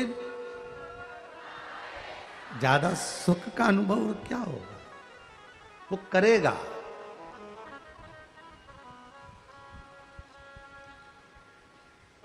कम बोलो, काम का बोलो। कैसा बोलो? काम का बोलो। मंदिर में जाओ, सत्संग में जाओ। कल कथा में अपन सुन रहे थे, सती मैया कथा में बैठकर अपने ही शरीर का सोच रही थी कि इससे तो मैं जल के भस्म हो जाऊं तो अच्छा। भस्म हुई कि नहीं हुई?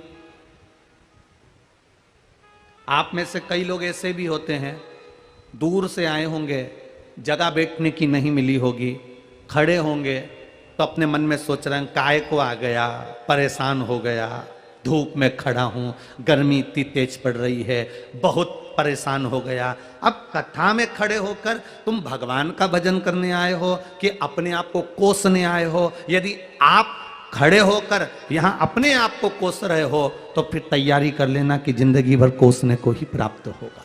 आप अच्छा सोचो। पंडाल में पहुंचने से पहले, कथा में पहुंचने से पहले भगवान को धन्यवाद देना कि बड़ी कृपा करी सरकार, आपने बड़ी कृपा करी मेरे भोलेनाथ, हमारे पास में कथा करवा दी। कहाँ सीहोर कथा सुनने जाते, कहाँ दूर दूर कथा सुनने जाते, खेतान परिवार ने यहाँ बुला लिया और हम लोग कथा सुनने यहाँ बैठ गए। ये प्रभु कृपा है। ये एक बहन ने पत्र लिखा है, यहीं की है।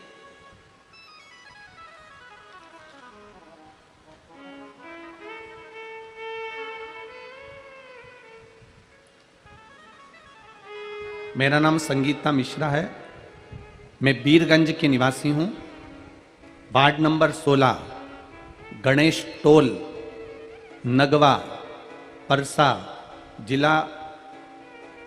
मेरा मोबाइल नंबर ये है। कहीं बैठी हैं? दिख गई? हाँ, दोनों हाथ हिला दो ऐसा।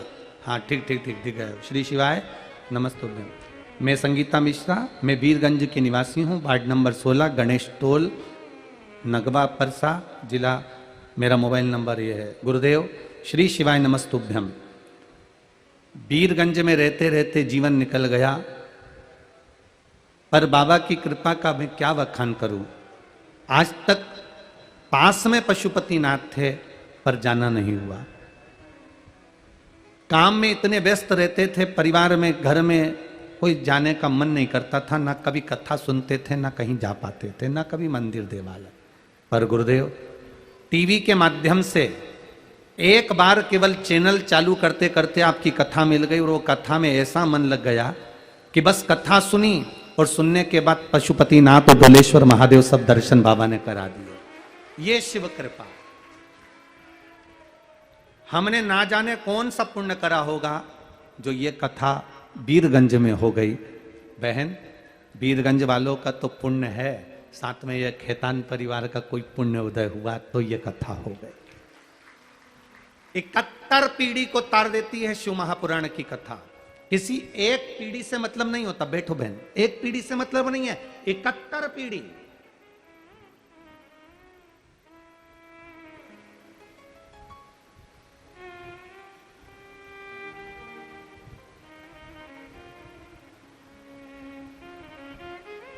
कोई अधोगति में मर गया, अचानक मर गया, अटैक में मर गया, चलता फिरता मर गया, गर्भ में मर गया, अधोगति में मर गया। बहुत अभिलाषा उसके मन में थी, मैं ये भी करूंगा, मैं वो भी करूंगा, मैं ये कर दूंगा, मैं वो कर दूंगा। इतनी अभिलाषा लेकर व्यक्ति के जब प्राण छूट जाते हैं, तब ये जीवात्मा ऊपर जब जाती है तो परमात्मा से विनय करती है कि मेरी मुक्ति का कोई यत्न करो, क्योंकि जो बहुत फैलाया होता है, बहुत कुछ करना है उसको जिंदगी में, तो वो खाना भी नहीं खा पाता, पानी भी नहीं पी पाता, बस अपनी लगन में काम करता रहता है। मैं ये कर लूं, मैं वो कर लूं, मैं ये कर दूंगा, मैं वो कर दूंगा, फैला हुआ है। और एकदम मृत्यु ने जकड़ लिया, एकदम काल ने जकड़ लिया और उसके प्राण छूट गए, वो मर गया। मरने के बाद वो जीवात्मा, गरुड़ पुराण कर रही है, वो जीवात्मा उस परमात्मा से कहती है, अपने पूर्वजों से, अपने पितरों से कहती है कि मेरी मुक्ति, मैं भटकता रहा, ये भी करना है, वो भी करना है, मेरा चित्त एक जगह स्थिर नहीं हो पाया, अब मेरी मुक्ति का यत्न करो। तब पूर्वज भी कहते हैं, भगवान बैकुंठ अधिपति भी कहते हैं, जिस दिन कैलाश अधिपति कृपा कर देंगे और तेरे कुल में कभी जीवन में एक बार शिव महापुराण की कथा हो गई तो तेरी मुक्ति सहज हो गई। तुझे ना पिंड की जरूरत, ना तर्पण की, ना तिलांजलि की, ना किसी चीज की जरूरत है। बस तेरे परिवार का व्यक्ति अगर कभी कथा सुनने भी चले गया, या जीवन में उस कुल में, उस परिवार में 71 पीढ़ी में भी अगर शिव महापुराण की कथा हो गई तो तेरी मुक्ति सहज हो गई, फिर तुझे नहीं भटकेगा। तू कभी जीवन में भटक ही नहीं सकता। सहजता है शिव तक। और मेरी जीजियों, मेरी बहनों और मेरे भाई, मेरी माताएं जब इस कथा को सुनती हैं, उनका गर्भ, किसी किसी नारी का 3 महीने का, कोई 4 महीने का, कोई 5 महीने का, कोई 6 महीने का, कोई 8 महीने का गर्भ किसी का गिर जाता है, कोई कुंवारी अवस्था में मर जाता है। वो नारी जब कथा सुनकर जाती है, वो पुरुष अगर कोई कथा सुनकर जाता है, जिस मार्ग से निकल कर जाता है, जिस गांव में निकल कर जाता है, जिस रास्ते से निकल कर जाता है, उस रास्ते में जितनी माताएं इस नारी का मुख देखती हैं, या जितने पुरुष इस पुरुष का मुख देखते हैं कथा सुनने वाले का, तो शिव पुराण कहती है उनकी भी 71 पीढ़ी में अगर कोई अधोगति में मर गया तो उसका भी कल्याण हो जाता है। ये वो शिव महापुराण की कथा, कोई सहज नहीं है। शिव महापुराण की कथा की सहजता में मिल गई, सारी पुराणे सहजता में मिल सकती है। जब तुम चाहो तब करवा सकते हो, जब तुम्हारी मर्जी पड़े तब तुम करवा सकते हो, क्योंकि भागवत कथा के यजमान है राजा परीक्षित, रामचरितमानस के यजमान है राजन काशी नरेश। प्रत्येक पुराण का यजमान कोई ना कोई राजा हुआ है। केवल शिव महापुराण के यजमान केवल देव अधिदेव महादेव और माता पार्वती हैं, इसके सिवा कोई नहीं। यहां 7 दिन तक अगर खेतान परिवार भी पूजन करने बैठ रहा है, 7 दिन तक ये पति पत्नी का जोड़ा भी पूजन करने बैठ रहा है, तो ये शंकर और पार्वती की कृपा से बैठ रहा है, शिव पार्वती के तत्व के रूप में बैठ रहा है। आप अगर कथा सुनने के लिए बैठ रहे हो, आप अगर कथा सुनने के लिए आए हो, चाहे बिहार से आए हो, चाहे नेपाल के हो, जहां के भी आप लोग हो, कथा सुनने के लिए आए हो, तो ये आपको स्वयं शिव ने साधा। एक बंगाल से, कलकत्ता से कोई बहन कथा सुनने के लिए आई, कलकत्ता से, उसने भी अपना वर्णन लिखा।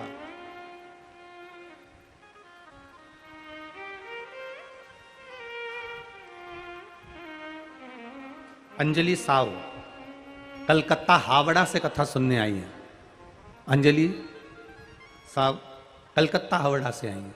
कहीं बैठी हो तो हाथ हिला सकती है। अंजलि साव कलकत्ता हावड़ा से कथा सुनने अपनी मां को लेकर आई है, जिनकी मां अपने घर से कभी बाहर नहीं निकलती थी। उस मां का मन करा, टीवी पर कथा सुनते सुनते ये शरीर बेकार हो गया है, कभी आज तक घर से बाहर नहीं निकली, ये शरीर चल नहीं पाता, मन है एक बार कथा सुन लूं। बेटी ने कहा नेपाल में हो रही है, दूसरा देश, अपने देश में कहीं हो तो अपन चल चले। ना ना, फिर मौका मिले ना मिले, तुम चल नहीं पाओगी, चल नहीं सकोगी, सब चलूंगी। और वो अपनी माँ को लेकर यहाँ पहुंच गई कथा सुनने के लिए, माँ भी चलकर आई। ये शिव तत्व है, ये शंकर है, ये उघड़ी है। हम केवल कथा के पंडाल में नहीं बैठे हैं। पहले भी कथा में कल कहा था, ये कल्प वृक्ष है, ये कथा का पंडाल नहीं है, कल्प वृक्ष। जिस वृक्ष के नीचे बैठकर जो सोचोगे वो मिल जाएगा। एक चोर को नहीं मालूम था, एक व्यक्ति को नहीं मालूम था कि मैं कहाँ बैठा हूँ। जंगल में जाते जाते एक वृक्ष के नीचे अंधेरे में पड़ गया, भूख लगने लगी, विचार करा इस जंगल में कहाँ से भोजन आएगा, पर भूख लग रही है, कहीं से भोजन आ जाए तो अच्छा। उसको नहीं मालूम था कि कल्प वृक्ष है, उस वृक्ष के नीचे उसके लिए चांदी की थाली में भोजन लगकर आ गया, उसने भोजन कर लिया। थोड़ी देर बाद उसके मन में आया अब तो नींद आ रही है, कहीं से गादी तकिया मिल जाए तो अच्छा। उसको नहीं मालूम कि कल्प वृक्ष है, मखमल का गादी तकिया आ गया, वो सोने लगा। फिर उसके मन में आया मैं सो गया और इतने में शेर आया और मुझे खा गया, तो उसको नहीं मालूम है कि कल्प वृक्ष है, इतनी देर में शेर भी आ गया, उसको निपटा के चले गया। उसको मालूम नहीं कि मैं कल्प वृक्ष के नीचे बैठा हूं। शंकर भगवान की कथा जिस क्षेत्र में होती है, शिव जी की कथा जिस जगह पर होती है, शंकर भगवान की कथा जिस पंडाल में होती है, जिस स्थान पर होती है, वो जितनी देर शंकर का नाम उच्चारण होता है उतनी देर वो कल्प वृक्ष होता है। उसके नीचे बैठकर हम जो मांगते हैं 3 महीने में मेरा देव अधिदेव महादेव ये झोली को भरकर पहुंचा देता है। यह कोई सहज है शिव तत्व? उसको सुनना, मात्र श्री शिवाय नमस्तुभ्यम मंत्र का उच्चारण कर लेना, शिव तत्व को जान लेना, यह सहजता नहीं। उसको पहचानो, उसको जानो, और जब हम उसको जानेंगे तो अपने आप एक सुख का भान होगा, एक आनंद की अनुभूति होगी, शिव तत्व की प्राप्ति होगी। उसको जानने, कम बोलो और कैसा बोलो, काम का बोलो, व्यर्थ मत बोलो। आज के जमाने में हर व्यक्ति व्यर्थ बोलने में लगा हुआ है। काम की चीज तो बोलता ही नहीं बिल्कुल भी। कितनी गर्मी पड़ रही है, अब तुम अपने दोस्त से कह रहे हो कितनी गर्मी पड़ रही है। अब ये फालतू बात नहीं तो और कौन सी अच्छी बात है। उसको मालूम है ना कि गर्मी पड़ रही है, तो बोलने की जरूरत क्या थी, फालतू की बात। फिर बोला आजकल जमाना बड़ा बेकार हो गया, 2000 का नोट फिर बंद हो गया। चिंता एकदम बंद हुआ, ऐसे ही एकदम श्वास बंद हो जाएगी। 2000 का नोट बैंक में पड़ा की पड़ा रह जाएगा और तुम भी शमशान में धरे की धरे रह जाओगे। अचानक फिर कह दिया आजकल जमाना अच्छा नहीं चल रहा। तो कौन सा जमाना अच्छा था वो बताओ ना। राम जी के समय में जमाना अच्छा था क्या? अरे बोलो रे, बोलो जी तुम बोलो, भाई लोग तुम भी बोलो। राम जी के समय में जमाना अच्छा था? राम जी के समय में जमाना अच्छा था? क्या अच्छा था? रावण जैसा था, मंथरा थी, और सीता जी अयोध्या में आ गई तो एक आग लगाने वाली और थी जिसने वापस भेज दिया था। अब क्या अच्छा था? जमाना बड़ा बुरा चल रहा है, तो आज से बुरा तो पहले था। अब के जमाना कब अच्छा था वो बता दो। भगवान कृष्ण के समय पर जमाना अच्छा था? पूतना, तृणावत, अघासुर, बकासुर, कंस, ऐसे ऐसे असुर हुए तो कौन सा जमाना अच्छा था? मालूम पड़े सग्गे बुआ के लड़के गालियां दे रहे हैं भगवान कृष्ण को, 100 गाली पूरी होती है तब सुदर्शन चक्र। कौन सा जमाना अच्छा था? जमाना कह रहे हो अच्छा था। उसके पहले भी चले जाओ, सतयुग में हिरण्यकशिपु जैसा राक्षस था, जमाना कौन सा अच्छा था? फिर वही लेकर आ गए जमाना बड़ा बुरा चल रहा है, पहले से तो अच्छा चल रहा है। बस इतना अंतर है, पहले रावण दिखता था कि ये रावण राक्षस है, पहले कंस दिखता था कि ये कंस राक्षस है, पहले हिरण्यकशिपु दिखता था कि हिरण्यकशिपु राक्षस है। आज के समय में समझ में नहीं आता कि कौन राक्षस है, बस इतना ही अंतर है। जमाना बड़ा बुरा हो गया। व्यर्थ की बात कर रहे हैं लोग, फालतू की। बोलो, कम बोलो। कहीं किसी किसी को तो बोलना भी नहीं आता। एक राजा ने अपना महल बनाया, और महल बनाया तो नगर के सबसे पैसे वाले व्यक्ति को, सेठ जी को बुलाया। सेठ जी को बुलाकर कहा आओ सेठ जी, महल देखो कैसा बना। सेठ जी ने महल देखा, वाह वाह क्या महल बनाया साहब, कितना जोरदार बनाया। महल तो अच्छा है पर दरवाजा छोटा रख दिया। राजा ने कहा दरवाजे से क्या होना है? नहीं नहीं महाराज, दरवाजा छोटा रख दिया, जब तुम मरोगे तो तुम्हारी अर्थी कैसे निकलेगी। राजा डिप्रेशन में चले गया। राजा को लगा बताओ मैंने महल बनाया और ये मेरी अर्थी निकल रहा है। राजा ने अपने दूतों को बुलाया, जेल में बंद करो इसको, मेरे नए महल में लोग पूजन करने आ रहे, देखने आ रहे और ये मेरी अर्थी निकाल रहा है, जेल में बंद करो। उसको जेल में बंद कर दिया। थोड़ी देर बाद उसकी पत्नी आ गई। पत्नी ने कहा महाराज मेरा पति आया था।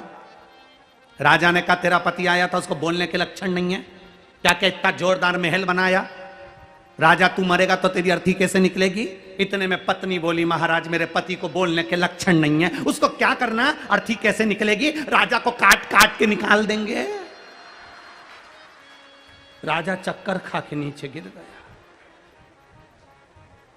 राजा ने दूतों को बुलाया, इसको बंद करो, ले जाओ इसको, मेरा बुरा चाहती है, मेरे महल का मुहूर्त और ये मेरे टुकड़े कर रही है, बंद कर दो इसको भी। उसको बंद कर दिया। थोड़ी देर बाद उनका बेटा आ गया। बेटे ने कहा राजा महाराज मेरे माता पिता आए थे। राजा ने कहा तेरे पिताजी को बोलने के लक्षण नहीं क्या, कि इतना जोरदार महल बनाया, जब राजा तू मरेगा तो तेरी अर्थी कैसे निकलेगी, और तेरी माँ क्या क्या काट काट के निकाल देंगे। इतने में लड़का बोला महाराज ना तो मेरे पिताजी को बोलना आता है, ना मेरी माँ को बोलना आता है, उनको क्या करना, अर्थी कैसे निकलेगी, राजा को अंदर ही जला देंगे।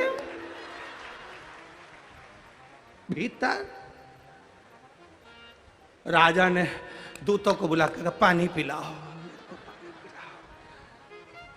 चक्कर बोलो पर उतना बोलो जितना बोलो, बोलो जम के काम का हो। व्यर्थ की बोल रहे हैं लोग जिनको बोलना ही नहीं आता, जो तुम्हारा अच्छा बोल ही नहीं सकते उनसे क्यों बुलवाओ तुम कि तुम बोलो। बोल मेरी जीभा हरि हरि, 10-10 भोजन पान करे और राम नाम में मरी मरी। बोल मेरी जीवा, अभी भी नहीं बोली हरि हरि। क्या बोली, हरि की मरी? हाँ ठीक है हरि। बोल मेरी जीवा हरि हरि। दही बड़ा खाए तो स्वाद बताए, गुलाब जामुन खाए तो स्वाद बताए, और न जाने क्या बता रहे थे कल, वो क्या बता रहे थे,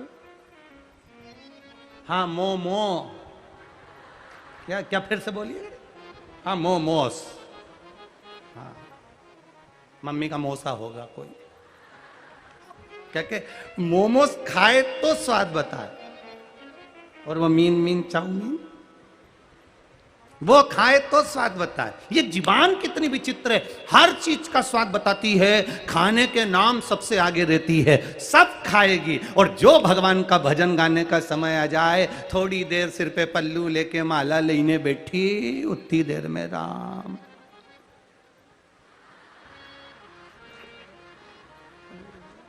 फिर इतने में पड़ोसन ने जगा दिया, उठ सो रही क्या?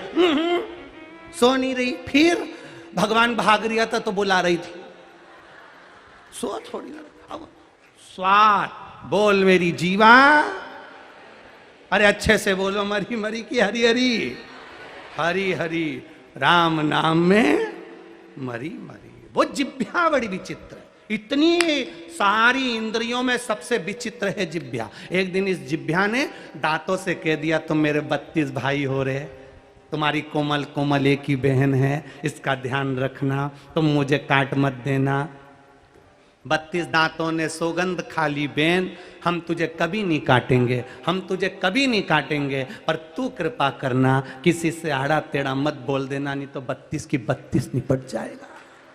तू कृपा कर, हाँ हम नहीं काटेंगे, ये सौगंध खाते कि हम नहीं काटेंगे, पर तू ध्यान रखना, एक में ही पूरा 32 भाई तेरा निपट जाएगा। बस वाणी ऐसी बोलिए जो मन का आपा खोए, और आज के जमाने में वाणी ऐसी बोलिए जो जम के झगड़ा, पर उससे मत बोलिए जो तुमसे तगड़ा होए। ध्यान रख कर बोलो, कम बोलो और काम का बोलो, उतना बोलो जितनी जरूरत है।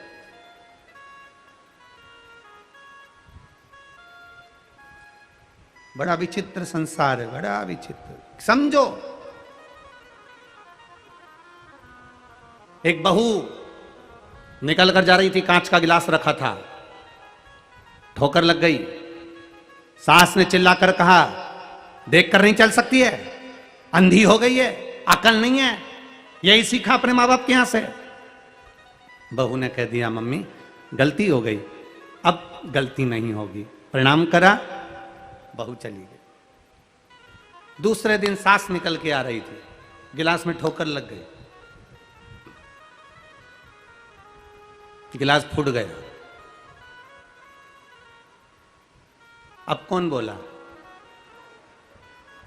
बोलो बोलो, तुम बोलो।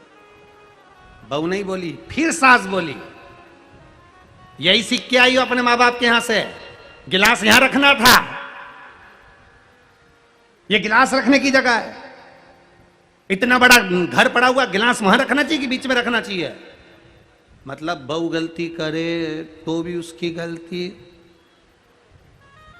समझ गई क्या तुम?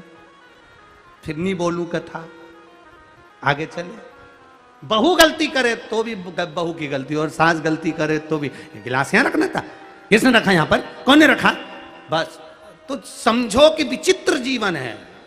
आप किसी से कुछ मत बोलिए, अपनी मस्ती में जितना बोलो कम बोलो, और जितना समय मिले उतनी देर भगवान के भजन में लगे रहो। यही जीवन की सार्थकता है, ये जीवन का आनंद। जितना भजन कर सकते हो उतना करो, जितना करो।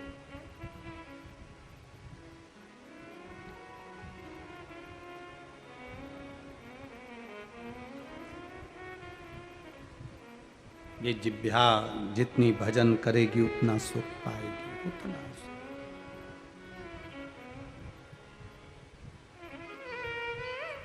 जितने भजन में इसको रमाओगे उतना सुख ये देगी।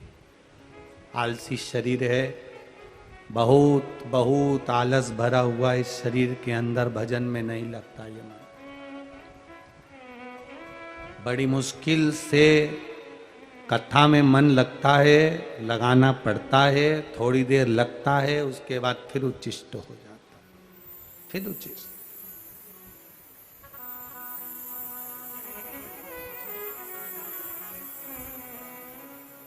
भजन चित्त करें, और जब आपका भजन चित्त आनंदित हो जाए तब परमात्मा का मिलन श्रेष्ठ कर हो। तेरे डमरू की धुन सुन के मैं काशी नगरी आई हूँ। तेरे डमरू की धुन सुन के मैं काशी नगरी आई हूँ। तेरे डमरू की धुन सुन के मैं काशी नगरी आई हूँ।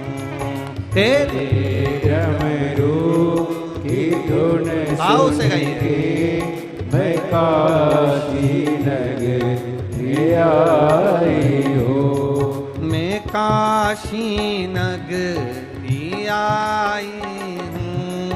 मैं काशी नगरी आई हूँ। मैं काशी नगरी आई हूँ। मैं काशी नगरी आई हूँ। मैं काशी नगरी आई हूँ। मैं काशी नगरी आई हूँ। मैं काशी नगरी आई हूँ। मैं काशी नगरी आई हूँ। मेरे बोले ओ बम बोले मैं काशी नगरी आई हूँ। मेरे बोले ओ बम बोले मैं काशी नगरी आई हूँ।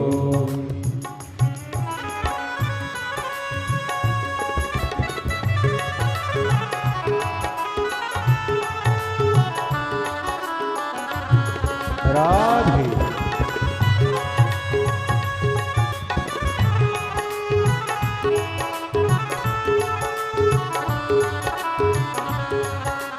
शंभू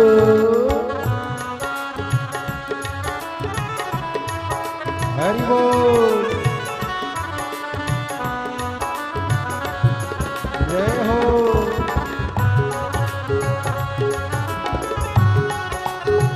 राज हरि बोल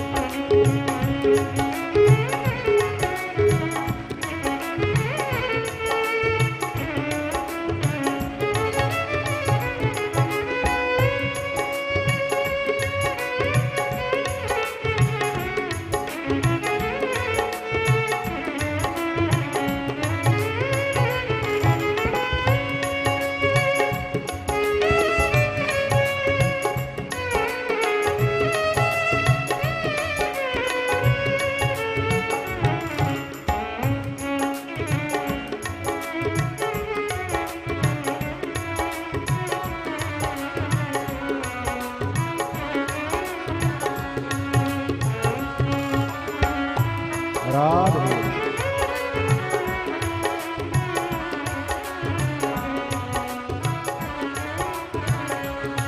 सुना है हमने ओ भोले तेरी काशी में गंगा है। सुना है हमने ओ भोले तेरी काशी में गंगा है। सुना है हमने ओ भोले तेरी काशी में गंगा है। सुना है हमने ओ भोले तेरी काशी में गंगा है। उसी गंगा में नहाने को मैं काशी नगरी आई हूँ। उसी गंगा में नहाने को मैं काशी नगरी आई हूँ। मेरे भोले ओ बम बोले मैं काशी नगरी आई हूँ। मेरे भोले ओ बोले मैं काशी नगरी आई हूँ।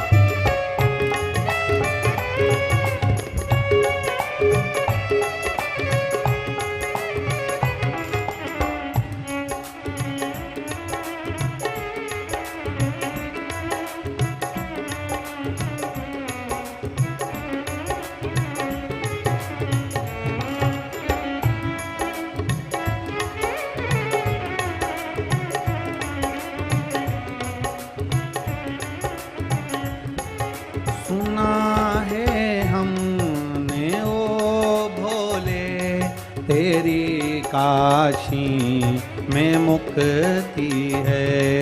सुना है हमने ओ भोले तेरी काशी में मुक्ति है। सुना है हमने ओ भोले तेरी काशी में मुक्ति है।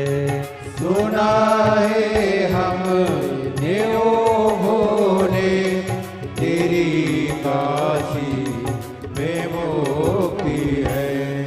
उसी मुक्ति को पाने को मैं काशी नगरी आई हूँ। उसी मुक्ति को पाने को मैं काशी नगरी आई हूँ। मेरे भोले ओ बम भोले मैं काशी नगरी आई हूँ। मेरे भोले